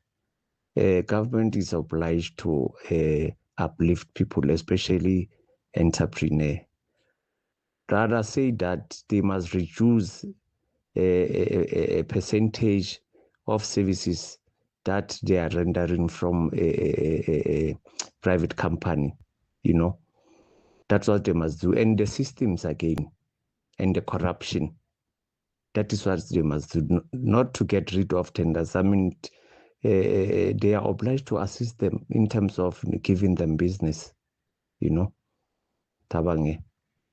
John, I think one of the biggest things we can do to increase jobs in 702 Drive, 20 minutes to 5. Just on that thing of tenders are an important way of uplifting entrepreneurs and so on. I agree with that in principle, but I would want to know, first of all, that two things are being done, and I get the strong feeling that they're not, certainly on sufficient scale. The one is government must always get value for money. Are they diligent, rigorous in ensuring that happens? I'm sure it happens some of the time, but does it happen often enough? But the second thing I feel that government is falling down on, when they do engage with entrepreneurs by giving them contracts, do they get involved in the future life of that company? In other words, if someone, for example, gets a contract for housing, to deliver a housing project, does government follow up on it and say, okay, are you establishing a construction company, or are you establishing a business where you are the broker of housing contracts? I'm using that just as a random example. Are you the procurer of certain goods, or are you actually getting involved in that sector with a view to becoming a player? Now, I get that in the beginning, people just need to get that first contract. But does government, for example, let's go back to the housing example, do they offer soft loans so you can buy equipment? Do they offer mentorship from retired engineers to make sure that, first of all, you're producing quality product, but secondly, you've got a training and program planned for the people who are working in your company?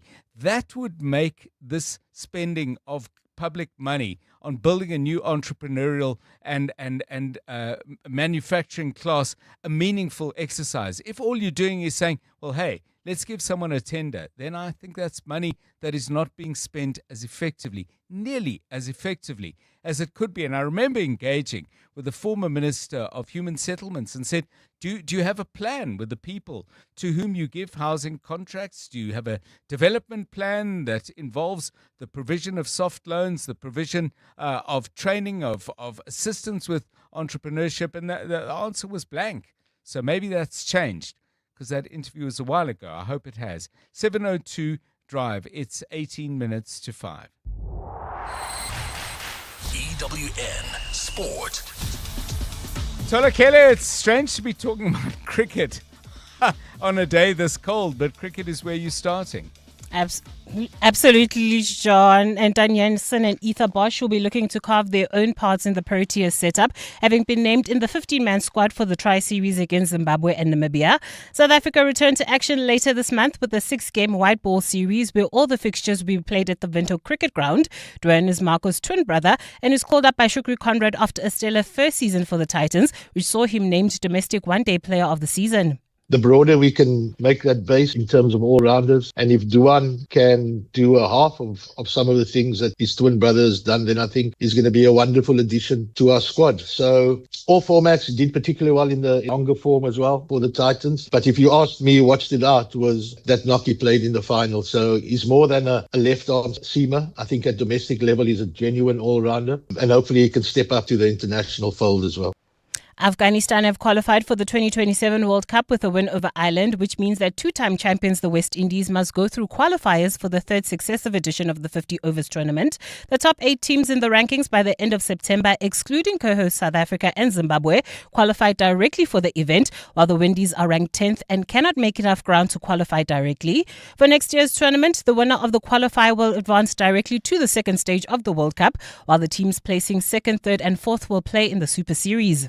Switching over to football, where Mamelodi Sundowns kick off their Betway Premiership campaign against TS Galaxy this evening, having set out the opening weekend of fixtures. This clash is one of 4 scheduled, including Polokwane City at home to Stellenbosch, Chipa up against Richards Bay, while Marumo Gallants take on Kruger United.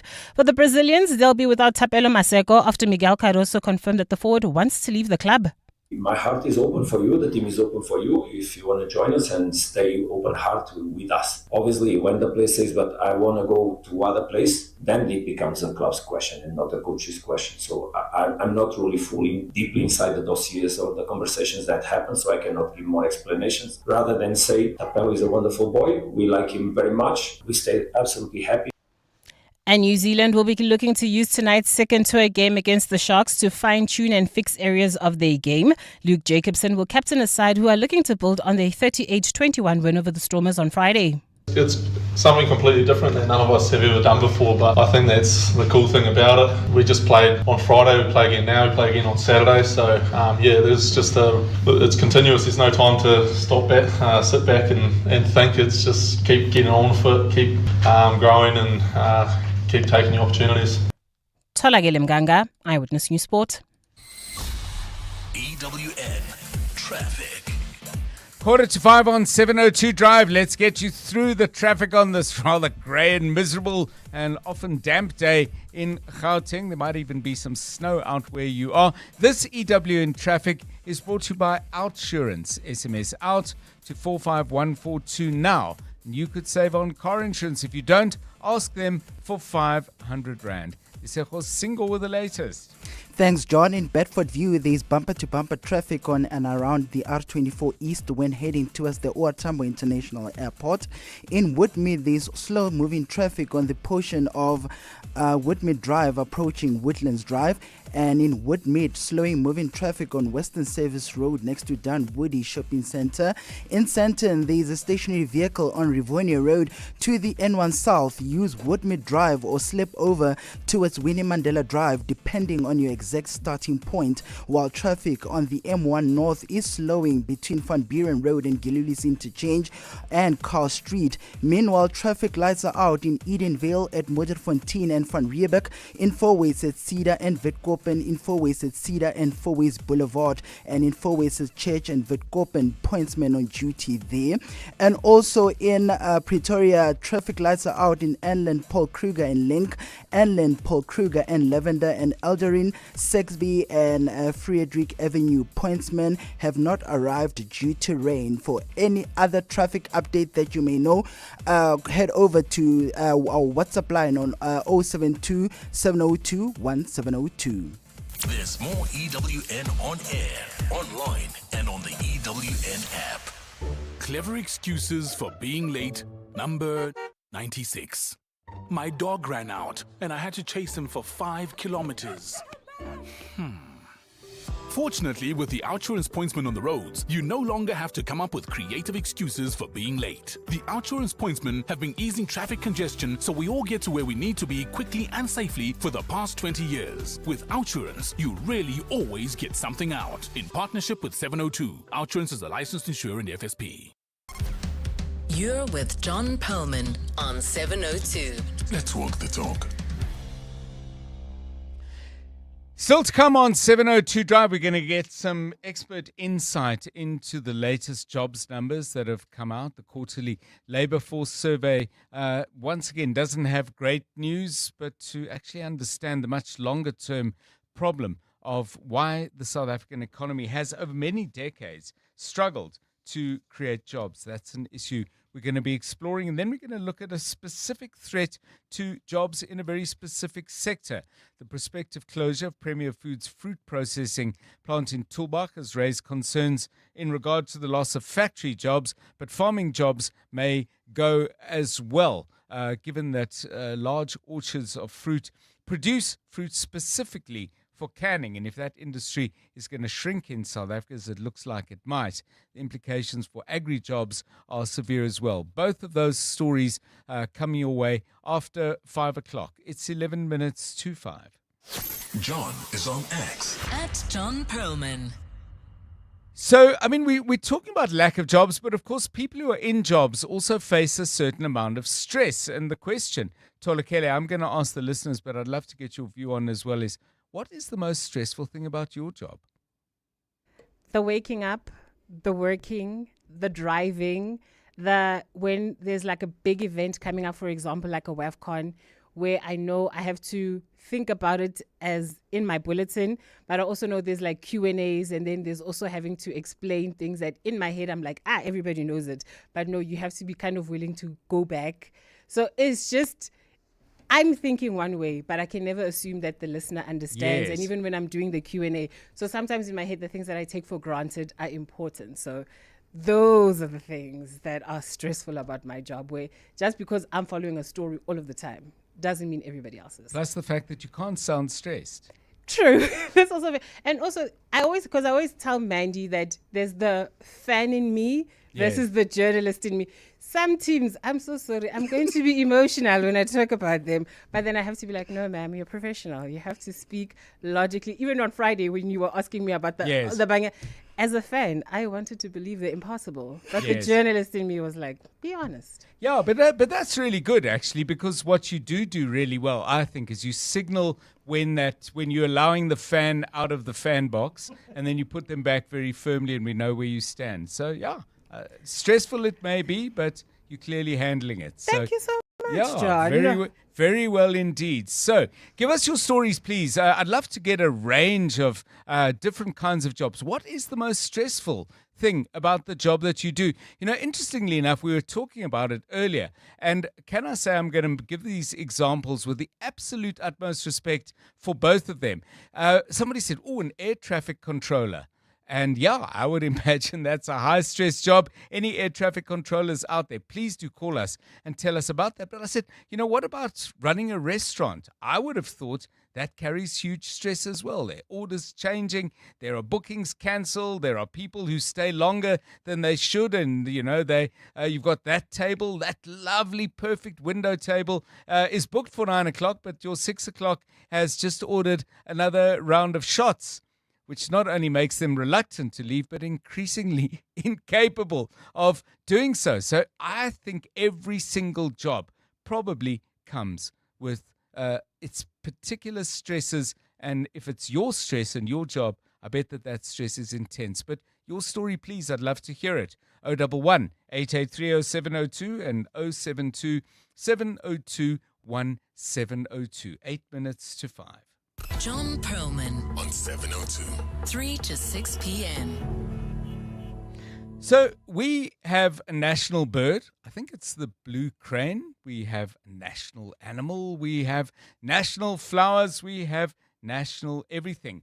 We do not, however, at the moment, at the present time, although I might be wrong, have an insect of the year. But the Entomological Society of Southern Africa, entomology is the study of insects, I think it is. And they, together with News 24, have decided to run a competition so that we can choose collectively our Mzansi insect of the year for the very first time. Now, not everybody loves insects, I have to say, but there's no doubt in my mind that they are fascinating creatures. And we're joined now by somebody who certainly believes in their wondrousness and their incredible interest as objects of study. Dr. Charlene Janian-Skeepers is Senior Lecturer in the Department of Biological Sciences and joins us from the University of Cape Town. Charlene, welcome and thanks very much for your time. You and others clearly believe we need an insect of the year. Tell us why. Good afternoon. Good afternoon, John. Thanks for having me.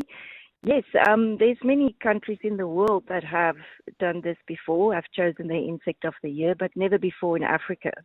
And we believe that insects deserve a bit more prime time, as they really are the small things that run the world. So we've launched an insect of the year where you could choose your favorite insect and nominate it. And then we will choose 10 finalists, which the public will vote for. Now, I'm looking in Central Europe. The wart-biter grasshopper was the winner. New Zealand crowned the avatar moth as the 2026 bug of the year. Much perhaps more easy to accept in Australia. The graphic flutterer dragonfly sounds gorgeous. Let me focus on the avatar moth, because some people say, what do you mean moth? I've just, taken my jerseys out for winter and 4 of them have got holes in them. Our relationship with insects is not always one of deep love, and yet you say they run the world. Charlene, tell us why you say that. Yes, unfortunately, the pest species always get the prime light, don't they? Like pest species eating our food, damaging our clothes. But actually, the majority of insects actually do good, and we don't even know about them. So we all know about pollinators. We're familiar with bees, for example. Wasps and flies are very important pollinators. So it's estimated that about 1 in 3 bites of food we take are thanks to insects. So that's not only pollinators. If you think of insects that work in the soil. They produce healthy soil. Right. Insects in water that filter the water. But then there's also many other insects that decompose, for example, dung beetles and flies. They take care of all the carcasses and dead plant material. And we also forget, if you love birds or mammals, yes, most birds also eat insects. So the amazing animal diversity that we find in South Africa is also thanks to insects. Yeah, it's interesting. Tell us about your own engagement with insects. I mean, was this an interest that you had as a young person in your teens? How did you get to be the champion of the Mzansi Insect of the Year? You guys are going to have to get some good backing music. I'm not sure what you're going to choose. Maybe the Beatles. No pun intended. Oh, no pun intended. Intended. Well, it's not just me. It's a whole group of Right. the Entomological Society. We are all very passionate about insects. We work from industries to pure taxonomy, so discovering and describing new species. And we're just very passionate about them. I studied them at university, and then I moved to much, much smaller little things called springtails. Mm-hmm. And then since I've been working at the museum and at the university, I've been exposed to a whole lot of different species of insects, from mountains to subantarctic islands. So they are just fascinating, and I think people don't like them because they really often don't see them. But Yes. once you view them through the microscope, it's just a whole new world that opens up before you. They're little sensors, they're alien-like habits. They are just really amazing, and the world would not be what it is without them. Do you think there might be some really interesting but also potentially quite important spin-offs from this kind of engagement? You and I are having a really interesting conversation. You're talking about your own love of and interest in insects. But two things come to mind. One is there may be younger people out there who are thinking, oh, okay, I enjoy biology general, but this could be a fascinating area of study. But secondly, I mean, some of our relationship with insects is conflictual and antagonistic. It involves perhaps the use of sprays and pesticides when that's not necessary, with all the possible consequences environmentally. I mean, do you think as we start nominating and voting for our Mzansi Insect of the Year, we might understand them better and perhaps live a little better side by side?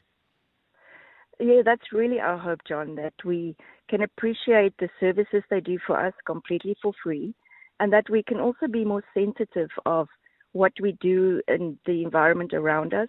There's been a global trend in insect decline worldwide, and in some areas also a decline in bird species, for example. So we really need to look after our insects to look after the health of our planet. And we could do little things like leave a little side in your garden that's a bit wilder, not Yes. as manicured, but you could have a little habitat. There's loads of solitary little bees that need space to have a nest to lay their eggs. And we could reduce our pesticides because globally it's been shown that pesticide use and habitat fragmentation is a big cause of insect decline worldwide.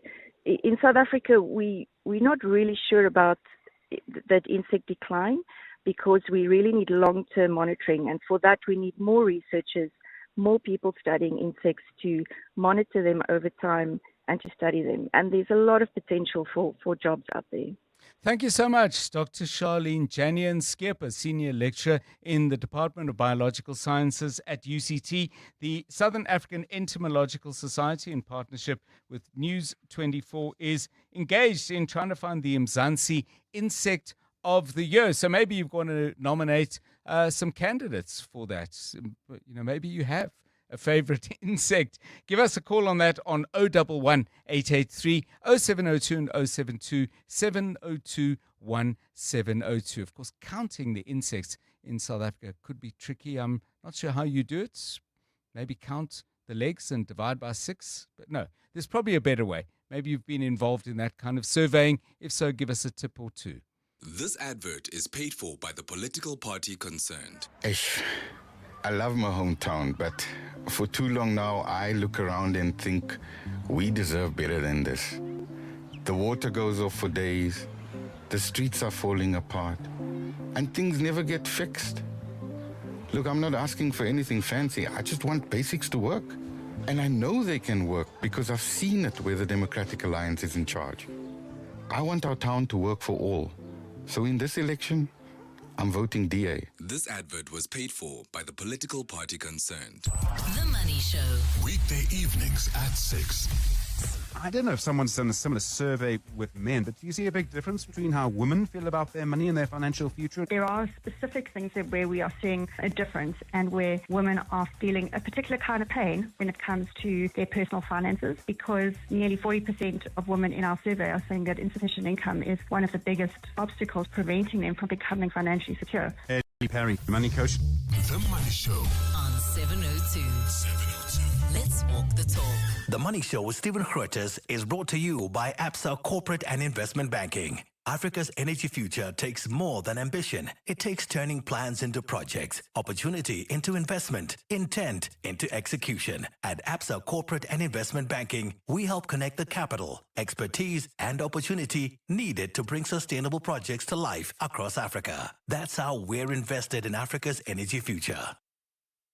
Looking to save money on your business insurance? Switch to Outsurance Business Insurance and you could get a massive 20% discount on your business insurance premium. Here's Niku from the Gas Mart. I was my previous insurer for 9 years before switching to Outsurance Business Insurance. I'm very happy with my premiums at the moment. I wish we switched sooner to Outsurance Business Insurance. Get a quote to switch and save today. Visit outsurance.co.za or call 0600 60,000. Licensed insurer and FSP. TCs and information online. This is EWN. Andrea Johnson still at the centre of evidence before the Malanga Commission, and emergency teams on high alert as rain and snow continue.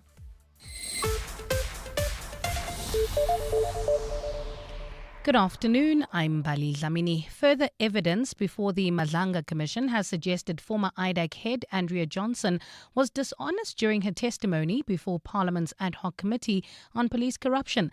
In the recent weeks, the Commission has focused extensively on controversial IDAC investigations. IDAC prosecutor Drishanta Ramsamy testified today about the unit's probe into a 360 million rand police tender awarded to suspected crime boss Vusumuzi Matlala. Her testimony has directly contradicted parts of the evidence Johnson gave to Parliament. Alpha Ramushwana reports. In November last year, former IDAC head Andrea Johnson told Parliament's Police Corruption Ad Hoc Committee that her unit had received a whistleblower report. The report raised concerns about irregularities in the awarding of the multi-million rand tender to Vusumuzi Matlala's Medicare 24 Tshwane District Company. Johnson told the committee that the report was handed to IDAC prosecutor Drishanta Ramsamy on the 16th of February, but Commissioner Stacey Baloyi says evidence suggests otherwise. At least from what we have seen in the ad hoc committee transcript, we can say that Advocate Johnson did not tell the truth in Parliament to the ad hoc committee when she said you received the Section 27 referral on the 16th of February 2025. That was an outright lie. Correct. Ramsamy will return to the commission on Friday. Alpha Ramshwana, Eyewitness News, Pretoria. International Relations Minister Ronald Lamola says staff shortages and a lack of funding have contributed to the NPA's slow pace in prosecuting TRC cases. He testified before the TRC cases inquiry today, which is probing delays in the prosecution of apartheid-era crimes. Lamola says the NPA's TRC unit lacked the capacity to handle the backlog. He says years of budget constraints prevented the NPA from appointing prosecutors, while the Zondo Commission of Inquiry placed further pressure on its resources. As a result, he says he supported decentralizing prosecutions to allow provincial officers to handle cases in their respective provinces. I then agreed with them that it will best serve the NPA if these matters of prosecution will be decentralized, because the DPPs can have clear oversight in their provinces. Questions have been raised on the lack of oversight at a mine near Rustenburg where 14 suspected Zamazamas have died. Police say the group was killed overnight after a mine heap collapsed on them, injuring 8 others, 5 of whom remain in hospital. The formerly disused mine is currently operated by Sustenza Trading, which is licensed to mine Platinum Group Metals. Nkoskwana Malingamnisi is there.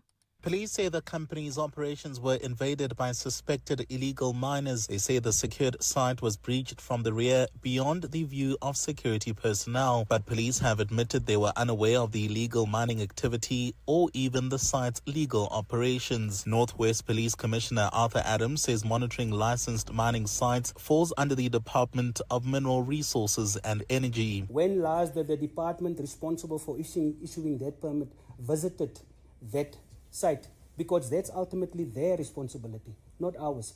An SAPS member cannot just venture into an area like this and say, I want to see whether there's illicit mining here. No, there's policies and procedures. Adams says police are working to strengthen their relationship with the department and find a coordinated response to the scourge of illicit mining. Or see Malingamnisi, Eyewitness News in the Northwest. Emergency management teams are on high alert in the Eastern Cape where heavy snowfall has caused major disruptions. Some schools had to be shut down with roads inaccessible due to the inclement weather conditions. The South African Weather Service issued an orange level 6 warning for disruptive snow, and that warning remains in place. As a result, the Cooperative Governance Department has urged residents to refrain from non-essential travel. Department spokesperson Piello Olifant. Roads, different passes across the province are closed and the driving conditions are dangerous. We urge all the people in the province to exercise extreme caution as the weather conditions are severe. And in Liberia, the president has nominated a new drug enforcement chief following 2 cocaine busts. The seizures come amid a large public outcry for increased drug enforcement accountability, including greater scrutiny of any potential involvement by public officials. President Joseph Boakai has nominated Major General Daniel D. Ziang Khan, who has worked as Minister of National Defense and as military advisor for the president. Reports suggest his appointment signals the administration's determination to elevate Liberia's fight against drugs. Gold is trading at $4,374.27 an ounce. The rand is at 16.23 to the dollar, 21.94 to the pound, 18.73 to the euro, and Brent crude oil is at $89.75 a barrel.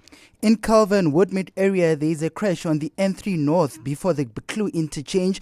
Please exit early onto the M54 London Road to avoid the area completely. In your sport, Mamelodi Sundowns target 3 points against TS Galaxy as their Bedway Premiership campaign gets underway. All Blacks brace for Ma'anonu reunion. And Kenya formally submits a bid to host the 2029 World Athletics Championships. A cold and cloudy Wednesday in store for Gauteng tomorrow with scattered showers expected. Johannesburg dropping to overnight lows of 3 degrees, peaking at 11. Pretoria 6 and 14 and Vereeniging 3 and 12 degrees. The top story in EWN, further evidence before the Madlanga Commission has suggested former IDAC head Andrea Johnson was dishonest during her testimony before Parliament. EWN, in touch, in tune and independent. For the latest, visit ewn.co.za or download the EWN app. 702. Drive home with John Perlman. John Perlman, 3 to 6 p.m. On 92.7 and 106 FM. Let's walk the talk. 702 Drive, it's 8 minutes past 5. Good to have you with us for the last hour of the show. How's your journey home? Tricky driving conditions today. We had reports of some, it would seem, quite light snow in Gauteng, but if you've got an update on that, please do drop me a note on 072 702 1702. Lots to talk about in the next half an hour or so. For that entire half hour, we're going to be focusing on the quarterly labour force survey information released by Stats South Africa today. Unemployment, the official unemployment rate has increased by 0.9 percentage points, 33.6% of South Africans are unemployed, and that's the more limited number. If you add in discouraged work seekers, the figures are higher. We'll look at the overview problem of why we can't create jobs and why we often struggle to keep the jobs we have created. We'll have that conversation with Dr. Mzwanele Nchwanti, who is a senior researcher at the Institute for Economic Justice. Looking forward to Dr. Nchwanti's insights. And then we're going to look at a specific instance of a factory faced with the possibility, the likelihood, it would seem, very strong likelihood of closure. I'm referring to Premier Foods' fruit processing plant in Tulbagh, which would lead to the loss of factory jobs at the cannery itself, but secondly, would have severe implications for people who work on the farms and are involved in producing the fruit for canning. So that's serious stuff. We'll talk about that a little bit later in the show. We will get the very latest sports news from Tolakele Mganga, and we will introduce to you once again a song theme for today. I'll give you a clue. We'll give you the proper song theme in a moment, but a clue for now, it's related to the weather. A lot of you are weighing in on the question I asked all the way back around 3:20, probably earlier than that, about how we can create more jobs in South Africa, and the related question, what's stopping us from doing that? Please keep those views coming. They've been really interesting up to now. We asked you what in your job is particularly stressful. We thought, in addition to focusing on joblessness, let's not ignore the fact that many of the people who work under conditions of stress. So your story about your work stress, and we introduce you to a new competition being run, set up by the Southern African Entomological Society of Southern Africa in partnership with News 24. We are choosing the Mzansi Insect of the Year. So if you've got a nomination, by all means, share it with us on 072 702 1702. Lots to talk about. Let's hear what you've been saying. 702. WhatsApp John on 072 702 1702. Hi, good afternoon, Dade John. Dade John, for me, I think, just by having a business, it doesn't matter what kind of a business do you have. It's a stress. It's very stressful. It's a stress on its own. And again, Dade John, I would like to thank you for being spot on when it comes to pronouncing people's names. I like it when you pronounce Inkosi Ingipile Malinga Mnisi. Well done, John. Well done, Daddy John. Thank you. Good morning, John. A green housefly it's my choice of an insect of the year. This is Chamo from Redport. Bye-bye. Good afternoon, Dr. John and 702 listeners. Voting for Mzansi Insect of the Year, it can only be a bee. I don't think of any other insect that is worth the crown than a bee. Thank you. Yeah, my insect of the year, I think, is going to be a dung beetle. I mean, partly because in a few days' time, I'm going to be spending some time in the bush, and it's an insect I probably spend more time observing what it is that they do, although praying mantis, I think, would come a very, very close second. But just the way dung beetles operate and contribute to this ecosystem that I, particularly love, the Lowveld, the Bushveld, the Kruger Park, and similar areas. Yeah, but please, greenhouse fly. Okay, I get it. I mean, I get that was your choice, but do you want to tell us why? I'd be really keen to understand your choice a little bit better. Why the greenhouse fly? Just on work stress. Len says, sports reporting, John. You have to keep up with soccer, cricket, tennis, hockey, rugby, technically how they operate, then time zones. It is a lot. And then, of course, there is the history part of it, which I must say, covering has become a way easier with the internet. But I get it. It's a challenge, and you don't want to get stuff wrong. Colleen, somebody who prefers to remain anonymous, says tenders should be split so many people can benefit. Too much is given to one company, so there's only one company benefiting, and that is unfair. This again in relation to all the issues around creating work. And Pugs says, going back to the stress question, in sales, and you have a daily target with a difficult and not so understanding manager. Tough stuff, I would think. 14 minutes past 5. John Perlman on 702. 3 to 6 p.m. So, okay, our theme for today is very, very simple. Songs that have cold, icy, freezing, chilly, frozen. Pick it yourself. We thought we would just do that because that, after all, is pretty much a description of what it's like everywhere in South Africa. I haven't seen any part of the country that is anything other than freezing. Songs that are that have the words cold or related in the title. Here's one.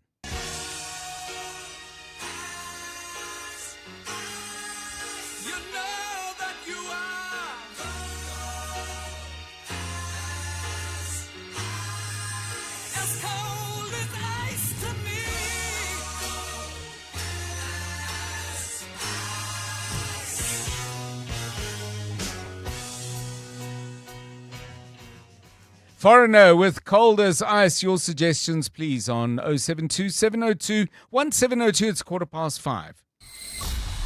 EWN Traffic. This EWN Traffic is brought to you by Outsurance. SMS out to 45142 now, and you could save on car insurance. If you don't, ask them for 500 Rand. Lisego Singo updating you on what the roads are like right now.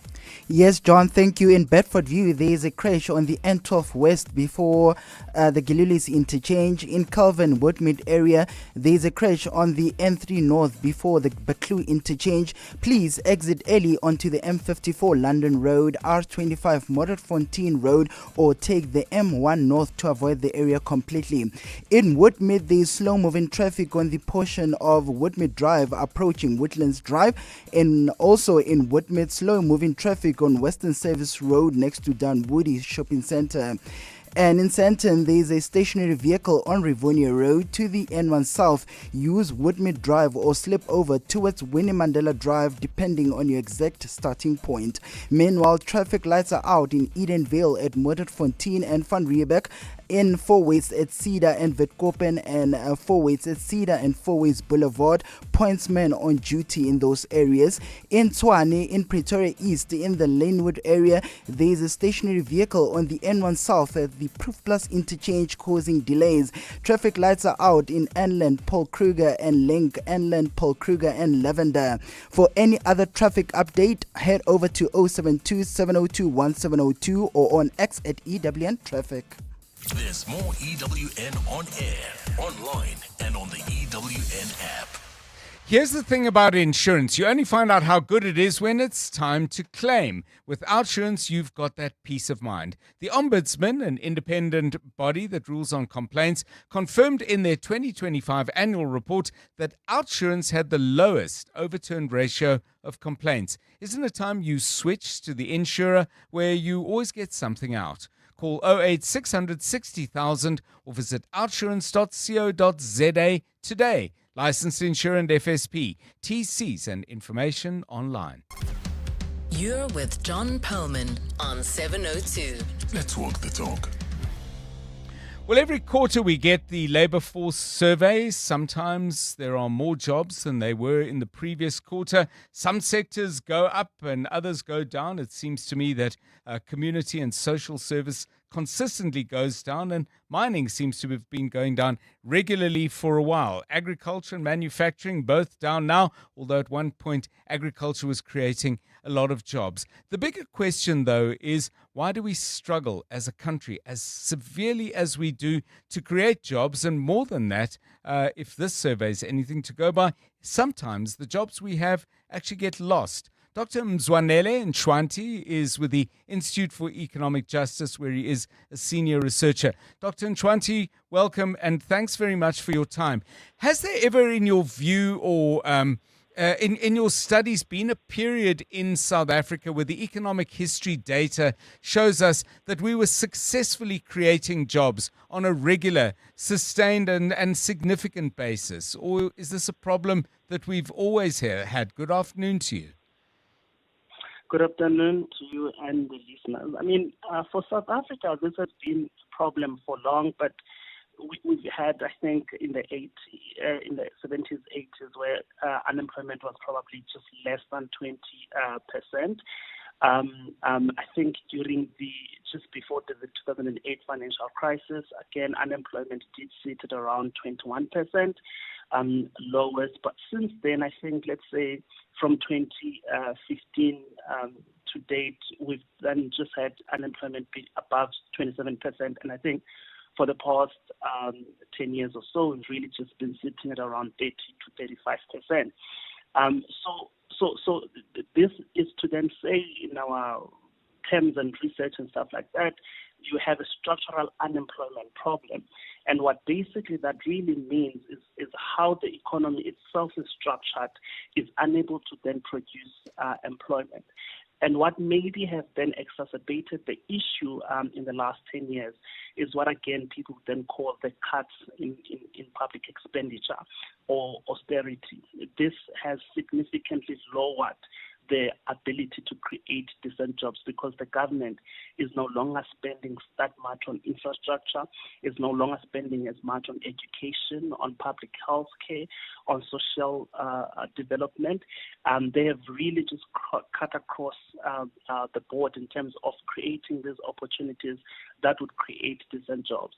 So the problem has gotten worse, the long short of it, over time, and I think has then been exacerbated by the macroeconomic failure of our government being unable to sort of direct investment and development in our economy. So Dr. Nchwanzi, I want to understand better what you're saying about government spending, because every year the budget shows substantial increases in all sorts of areas. I get in recent years there have been some cuts, and obviously we need to look beyond numbers and look at it in real terms with inflation factored in. But is the problem that government is not spending enough? Or is the problem that government, for example, is spending a lot of money at the high end on what in many instances is certainly a bureaucracy not sufficiently productive to justify that level of expenditure? So that, I suppose, to summarize the question, is it a case of spending more or is it a case of spending differently? So, I mean, we would have to certainly say both. And the reason why I say both is because the increases, for instance, that you speak about, or that what we'll see in the budget, is what we call nominal increases. Right. Which means when you look at them closely, they're actually underfunding a lot of entities because the expenditure is not being inflation adjusted. So the cost of investment seems then to be low, but in real terms, you need to spend more to make the substantive changes that would need for the economy to grow and for the economy to create decent employment. And on the other side, you have a problem of, like, for instance, debt and decreasing investment. So that also shows you that the expenditure is being actually moved away from these productive sectors, like I was saying, infrastructure development, education, healthcare, even agriculture and manufacturing. Now you're talking about it, the funding to small business enterprises, which largely would create these jobs, if you tapped into this small, medium, micro enterprises. But there's been no expenditure going into that. And you've seen now that in the last 10 years, again, our debt has increased by almost 20% to GDP. So that has also increased our debt servicing costs. So that money, for instance, about 21% of our expenditure goes in of the GDP goes into debt servicing. So can you imagine how much of that then would be able to go to productive expenditure? And another thing is that if you then look at other numbers, John, you see that investment expenditure, which is what you need, right, to create these decent jobs and to get the economy to grow, has been decreasing in the last 10 years. I think it moved from around 18% in like 2015-16, and it is currently sitting at 13% of GDP. So that is disastrous. So these numbers, then when they come out, it's not surprising, because if you are going to have capital formation, or what we call investment in physical infrastructure, decreasing, then it's not surprising that we're where we are. Because so I'm trying to say to you, so what we hear from the budget is nominal expenditure, and also it's also not being directed to the productive sectors. And debt servicing, as well as the decreasing in investment, illustrates that and that to create decent employment. Thank you so much, Dr. Mzwanele Nchwanti, who is with the Institute for Economic Justice, where he is a senior researcher. Well, of course, with every difficulty that we can quantify in large numbers, as we do in the quarterly labor force survey, there is an individual story of something not going right. Now, in Tulbagh, there is a fruit canning factory. It's owned by Premier Foods, and they've given notice to the workers who work there via Section 189 consultation process that has begun, that they're planning to close this cannery. This has implications not only for the workers who work there, but potentially for workers in the sectors that actually produce the fruit, because fruit, as I understand it, produced that goes into tins, is something that is very, very different to the fruit that ends up in fruit shops, supermarkets, for the table and for your breakfast or dinner plate. Let's welcome then to the show Jacques Jordan, who is Chief Executive of the Canning Fruit Producers Association. Mr. Jordan, welcome and thanks very much for your time. Presumably this is a huge setback for your industry. How do you understand the Premier Foods decision? I mean, is South African canned fruit, is that an industry that's in some kind of trouble? Good afternoon to you. Good afternoon, John. Yes, I think agriculture and the world economy is under pressure at this moment, including, of course, canned fruit and farmers and the whole logistical chain. So I think it was a surprise to us when Premier engaged with us and just informed us that they will not receive fruit this season and they will permanently close that factory due to the financial reasons. Yes. So there were no engagement before that, and when Premier actually took over the road, they merged. I think we all asked all these questions, and there was nothing like this. They actually said it's business as usual, and Rhodes actually invested about 200 million in this factory in the last 3 years. And of course, I think the listeners also know about the Tiger Brands with the Ashton factory, and I think this is a different situation. Tiger Brands wanted a sustainable future for the factory and engage with producers, the community. And I think we have a success story with foreign development capital, and feedback from that factory is they are moving forward. So it's not the same story. Doesn't always. It's not the same for all factories. Both. There's only 2 canning factories, but I think they are confident in their factory. So I mean, what you're saying? One corporate is seeing genuine prospects for the future and a good road ahead. Another is taking a different view. I want to just ask you this, though, Mr. Jordan. I alluded it in the beginning without any particular information that this is an issue that could also affect farmers in the area who are producing fruit specifically for canning. Do you have a sense of, first of all, how many farms that could affect, but critically, given the labor force survey numbers coming out today, how many jobs could be put at risk? Yes, I think the first you just referred to job creation. I think for us this is very important for job preservation. Yes, because you have just at that factory there's probably about 3,500 permanent and seasonal workers.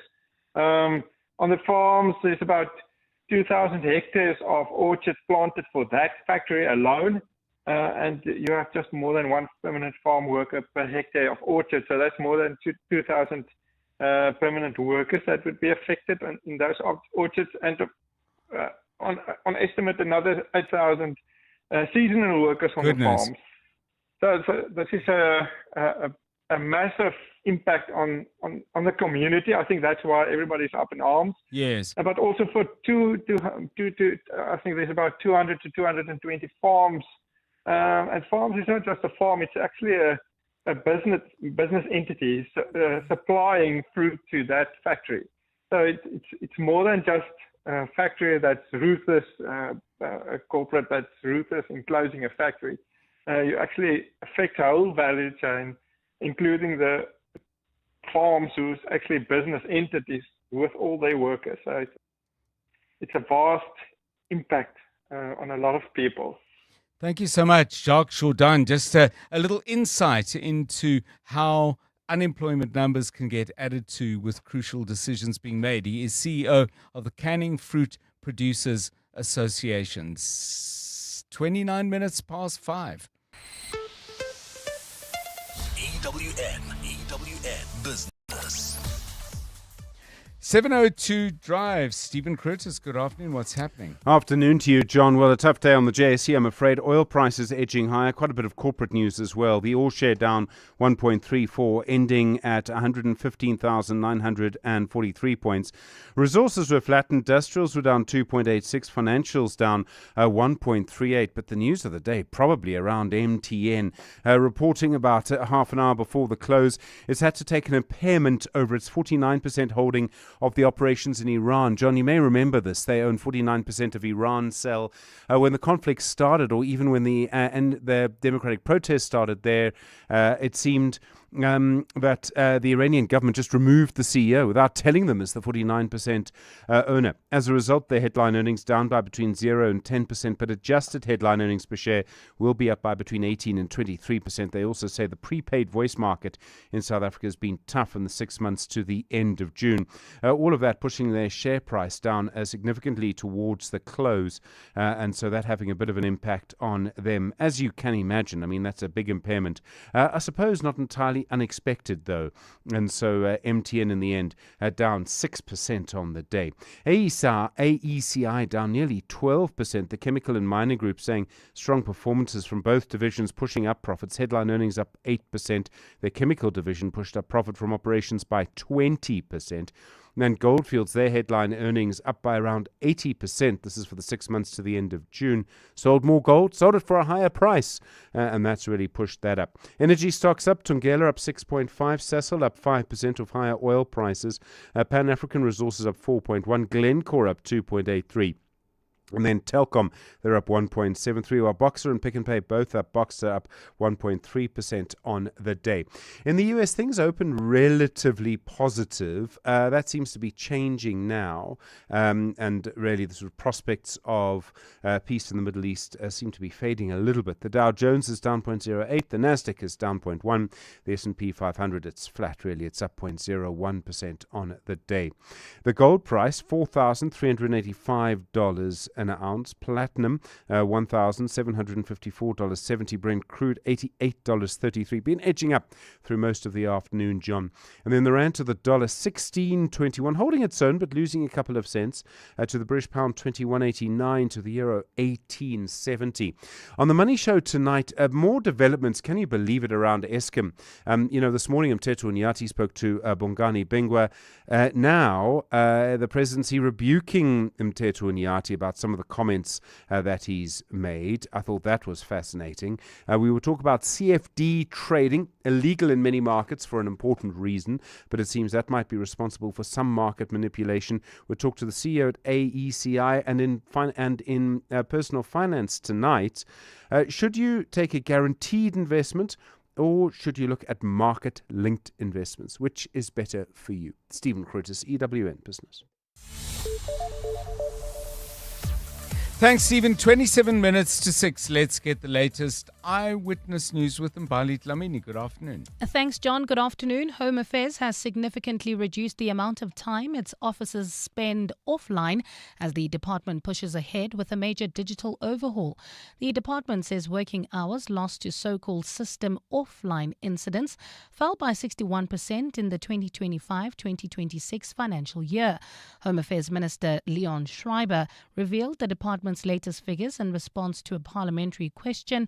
Annelita Fandese reports. Home Affairs Minister Leon Schreiber says the improvement is the result of upgrades to the department's network infrastructure, front office applications and aging equipment. All 9 provinces recorded an improvement. The Free State recorded the biggest reduction at 79%, followed by Mpumalanga at 68% and Gauteng at 66%. But the department's reforms go beyond fixing the system inside its offices. Home Affairs says it is increasingly moving services into the banking sector, with more than 408 bank branches now rolling out digital smart ID services. The department says this is helping expand access while reducing pressure on traditional Home Affairs offices. Annelita Fandese, Eyewitness News. The Department of Public Works is seeking more than 53 billion rand in debt financing to get 4 major infrastructure projects off the ground. The projects span across housing, aviation, bulk water and energy infrastructure. They have been pitched to local and international development finance institutions and multilateral development banks.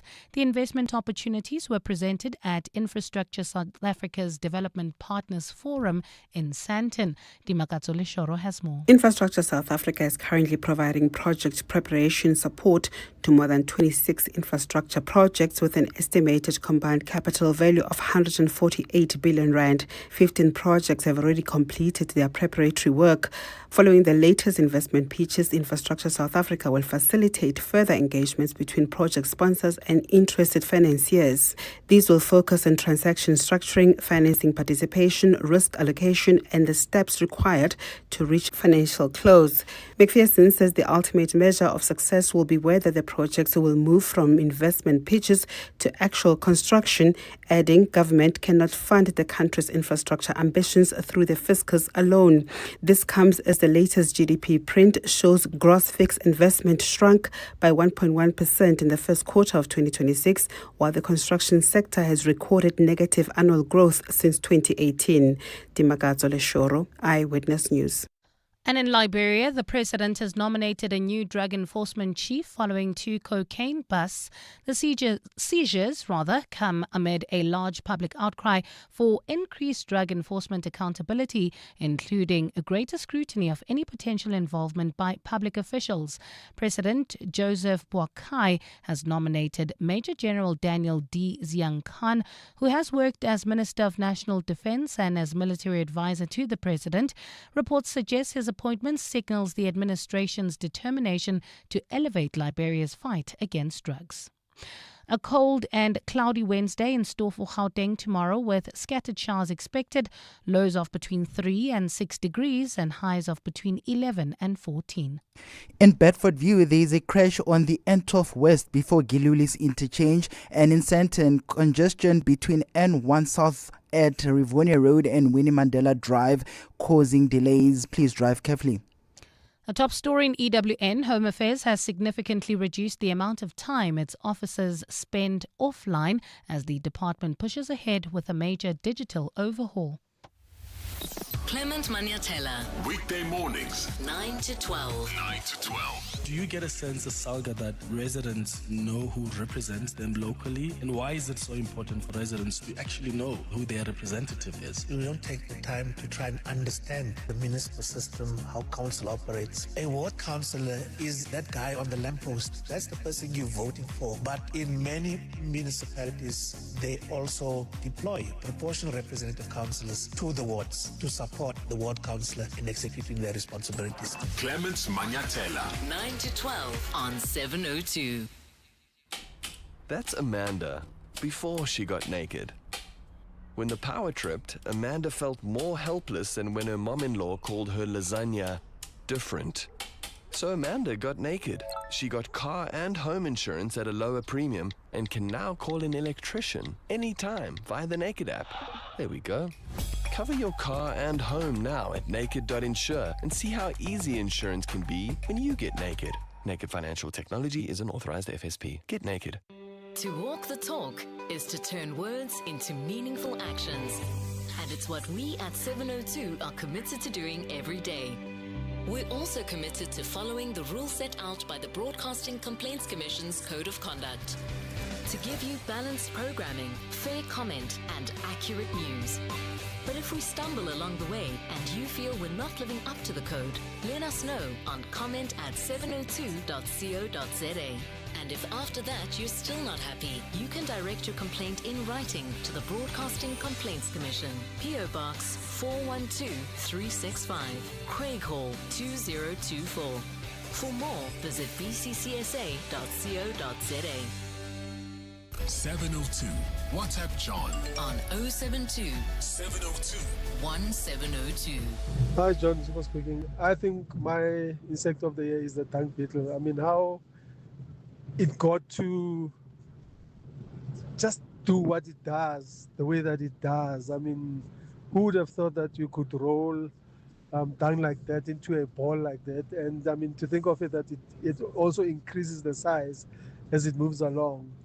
And just to see it work, I don't know. I think it's amazing. I mean, I don't know whether is it evolution or thought, but how it just got to roll it in reverse, nochal, is amazing. So mine would be the dung beetle. Thanks.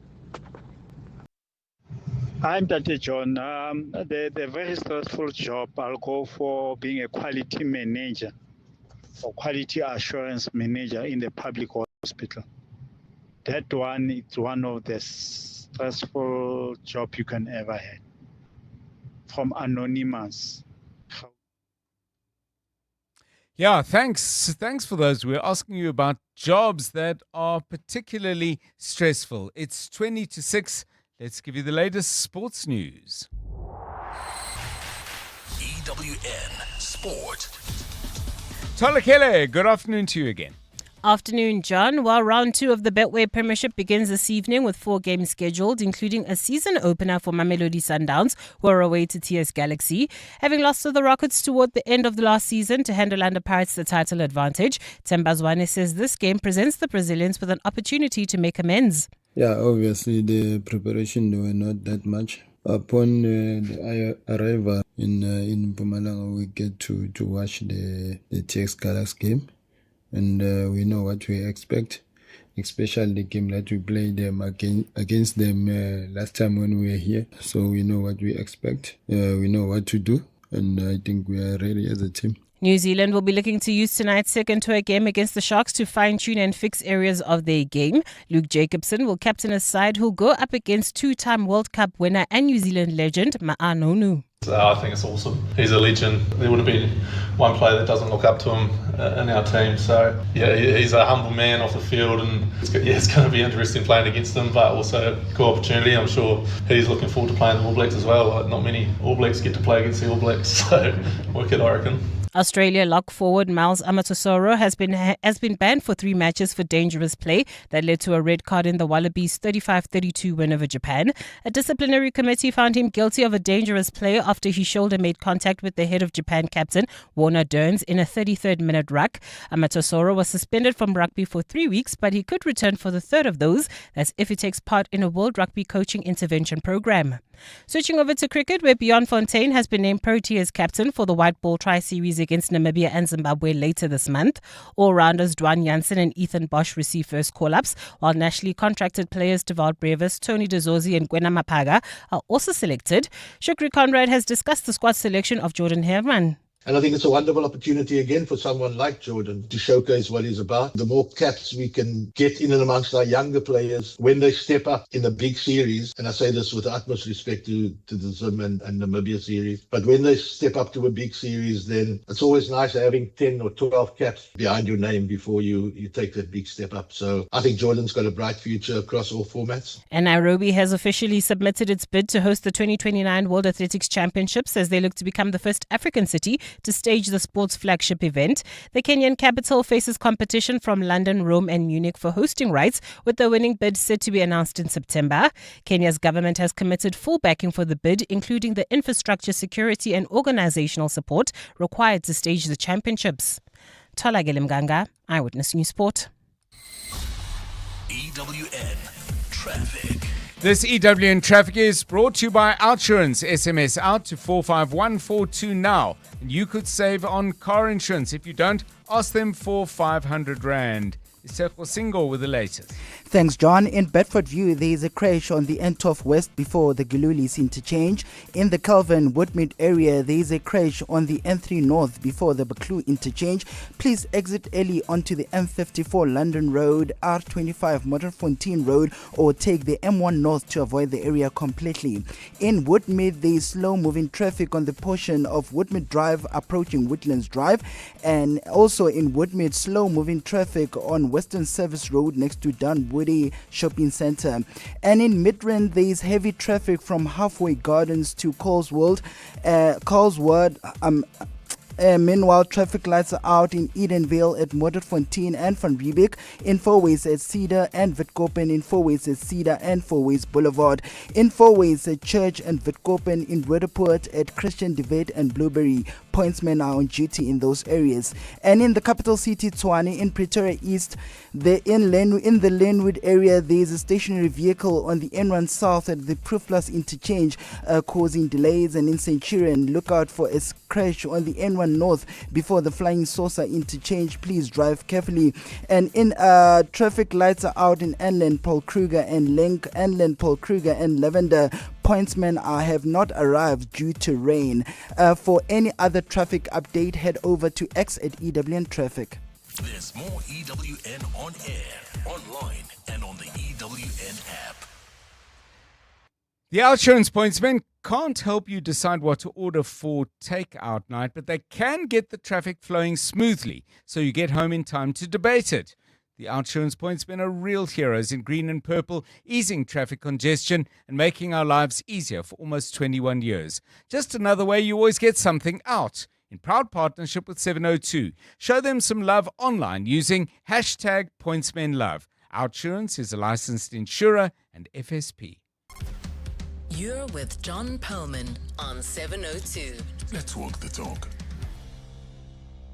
So we got some music for you in just a moment, but I do want to share this with you briefly. Right at the start of the show, and you've probably followed it throughout the day, that Fadil Adams, leader of the National Coloured Congress, tried to explain to the Madlanga Commission why, despite getting notification of his appearance last October, he only submitted his founding affidavit last night at around 9 o'clock, and he said he was having huge problems with the laptop issued to him in Parliament, constantly freezing. Well, Parliament has just said there's no record of him having persistent problems with his laptop or with it freezing. Yeah, extraordinary stuff. 702 Drive, it's 14 minutes now to 6 o'clock. You might well say, welcome to the Madlanga Commission of Inquiry. You might have a couple of fairly long days ahead, I would have thought.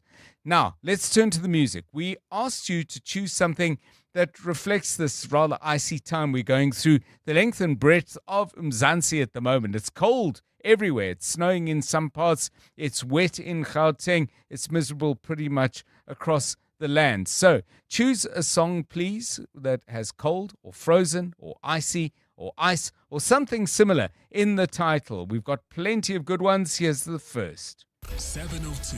WhatsApp John on 072 702 1702. Good afternoon, John. David from Pretoria. My choice of song for today is Frozen by Madonna. It's a perfect song for this weather. Take care and keep warm.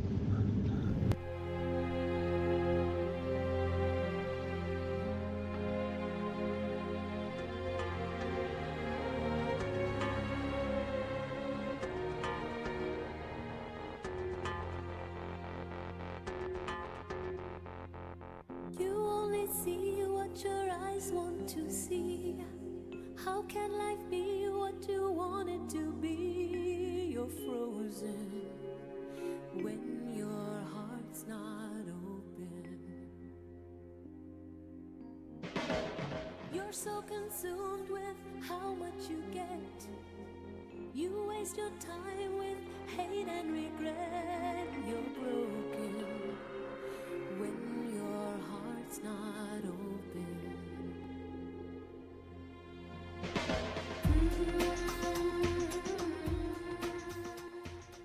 Madonna, it was off her 7th studio album called Ray of Light, came out in 1998, but still out there and making people remember.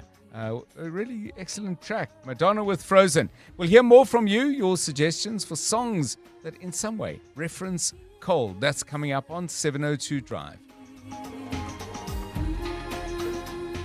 In the last 24 hours, what happened in your world? The testimony of National Coloured Congress leader Fadil Adams has been postponed to next Wednesday. Adams was due to testify before the Madlaga Commission of Inquiry this morning, but his appearance has now been delayed. The commission says Adams only submitted his written statement about 9 o'clock last night, not giving enough time for evidence leaders to go through it. 24 hours a day. Eyewitness News. In touch, in tune, and independent.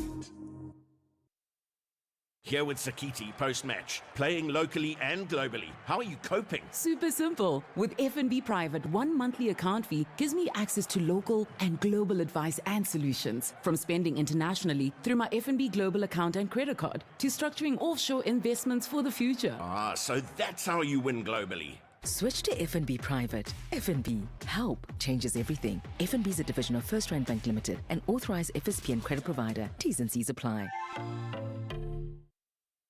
Bongani Bingwa, 702 Breakfast. Weekday mornings, 6 to 9. The fight over who should own South Africa's electricity grid has become an increasingly heated battle between key stakeholders, Eskom, the government, and organized business. President Cyril Ramaphosa wants a fully independent, state-owned transmission operator that would own and control the national grid. This legacy debt issue from municipalities has been around for a long time. Is there any indication that there is political will now to deal with it, or is it one that will once again have the can kicked down the road? Our own ministry, Electricity and Energy, the Ministry of Finance has been at the center of this, and COCTA. Together, all of these departments have been working together to try and find a solution to this. Teto Nyati, the chairperson of Eskom. Bongani Bingwa, 6 to 9. On 702. 702. WhatsApp John. On 072 702 1702. Good afternoon, John and the team. Hope you guys are good in this cold weather. It's Nash here. For me, a song that has cold in it would be a song by Sir Elton John. The title of the song is Sacrifice.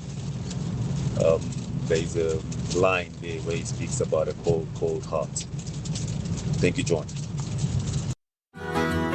When the rain came, I thought you'd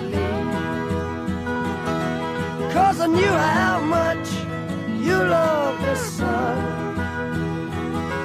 But you chose to stay and keep me warm through the darkest nights I've ever known.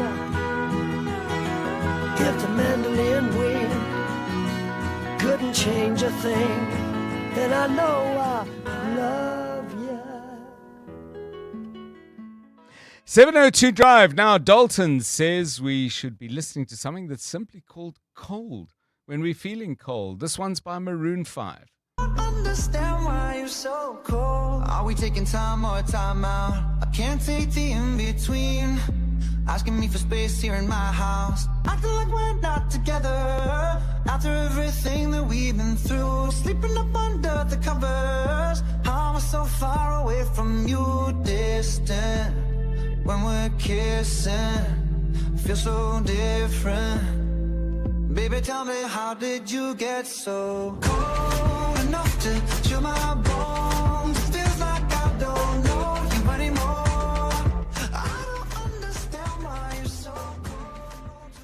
Yeah, I have to say, none of the songs are about the weather, but hey, we knew that when we told you. You just have to have something cold in the title or in one of the key lyrics. But cold is all about relationships at the moment. Let's see what else we've got. Maybe we're going to get actually something quite icy. Hey, John, or possibly Song of the Evergreens by Chicago.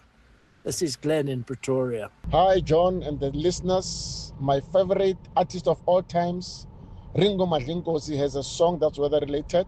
It's called Ngiyagodola, Aubrey from Acacia.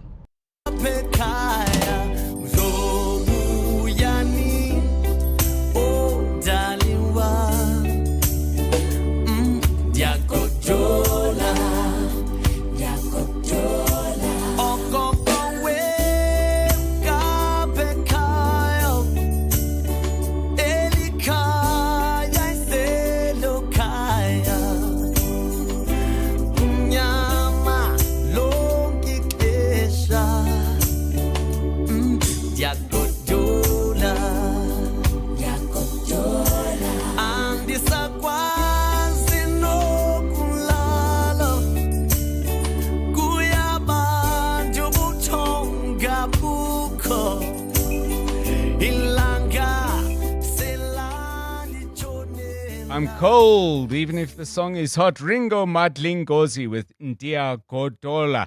This one was always going to come up. Ice, ice, baby, says Pip. Here we go.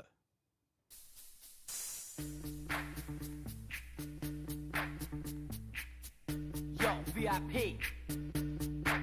Let's kick it. Ice, ice, baby.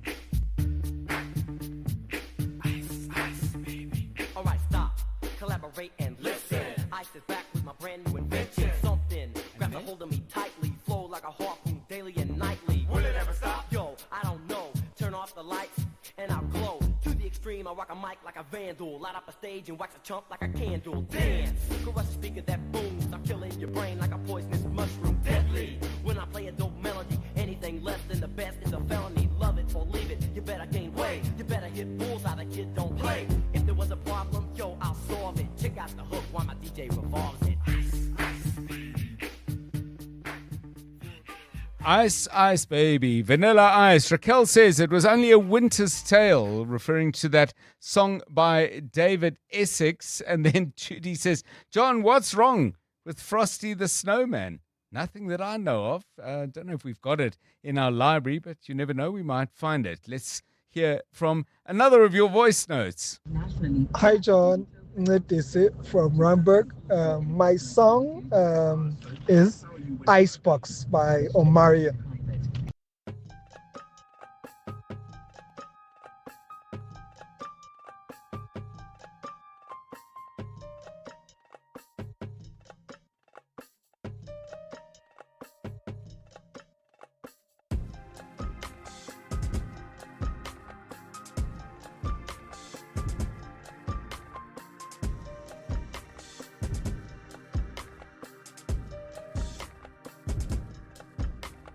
Fussing and fighting, we back at it again.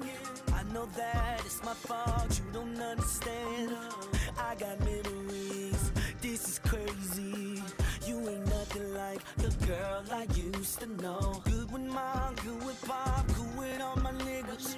I should try, truth is I wanna let you in, but damn these memories, and it's crazy.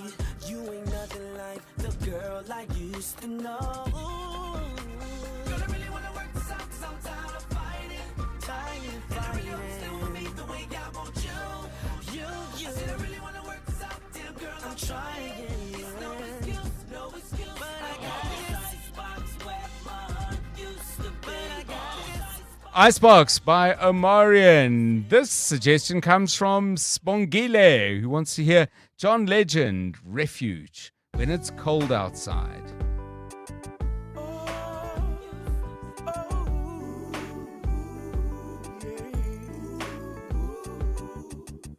I pray for better days to come. I pray that I would see the sun. 'Cause life is so burdensome when every day's a rainy one. But suddenly there's no more clouds. I believe without a doubt that heaven sent an angel down, and then she turned my life around. You know and I know, friends come and friends go, storms rise and winds blow. But one thing I know for sure, when it's cold outside, there's no need to worry, 'cause I'm so warm inside. You give me peace when the storm's outside, 'cause we're in love, I know it'll be. Sounds of John Legend there, when it's cold outside. And it is. One more song. Hi, Tate John. The song that I can think of is Let It Go from Frozen movie.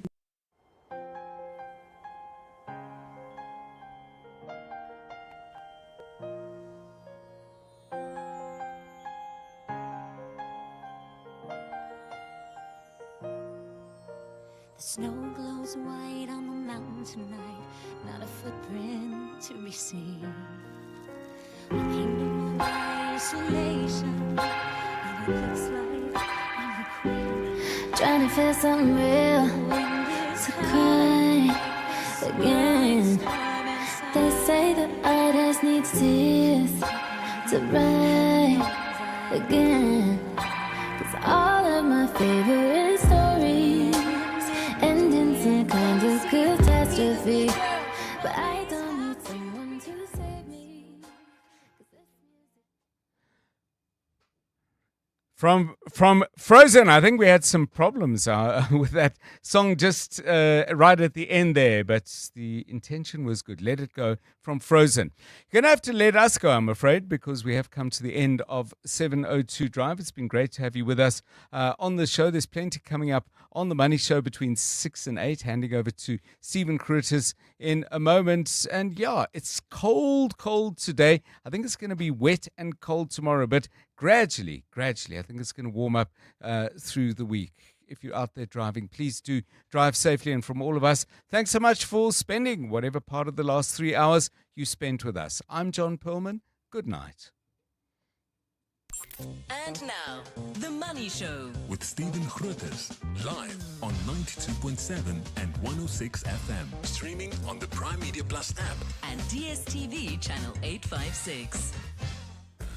The Money Show with Stephen Krutis is brought to you by ABSA Corporate and Investment Banking, turning intent into execution. That's how ABSA are invested in Africa's energy future. Good evening. On your Money Show tonight, the FSCA starts a probe into whether contracts for difference trading is leading to market manipulation. The presidency appears to rebuke the Eskom chair Mteto Nyati over his comments about the utilities unbundling. Despite Nyati telling 702 this morning, Eskom and the presidency are on the same page. Stats SA confirms our economy is still losing jobs. And in personal finance from 7:30, will a market investment make you richer, or will a guaranteed investment guarantee your sleep? All of that to come, but first, the very latest Eyewitness News. Good evening, I'm Maki Molapo. The Rustenburg municipality says efforts to curb illegal mining in the area are the responsibility of police. The municipality was reacting to the deaths of 14 suspected zamazamas following a mine collapse at a privately operated site in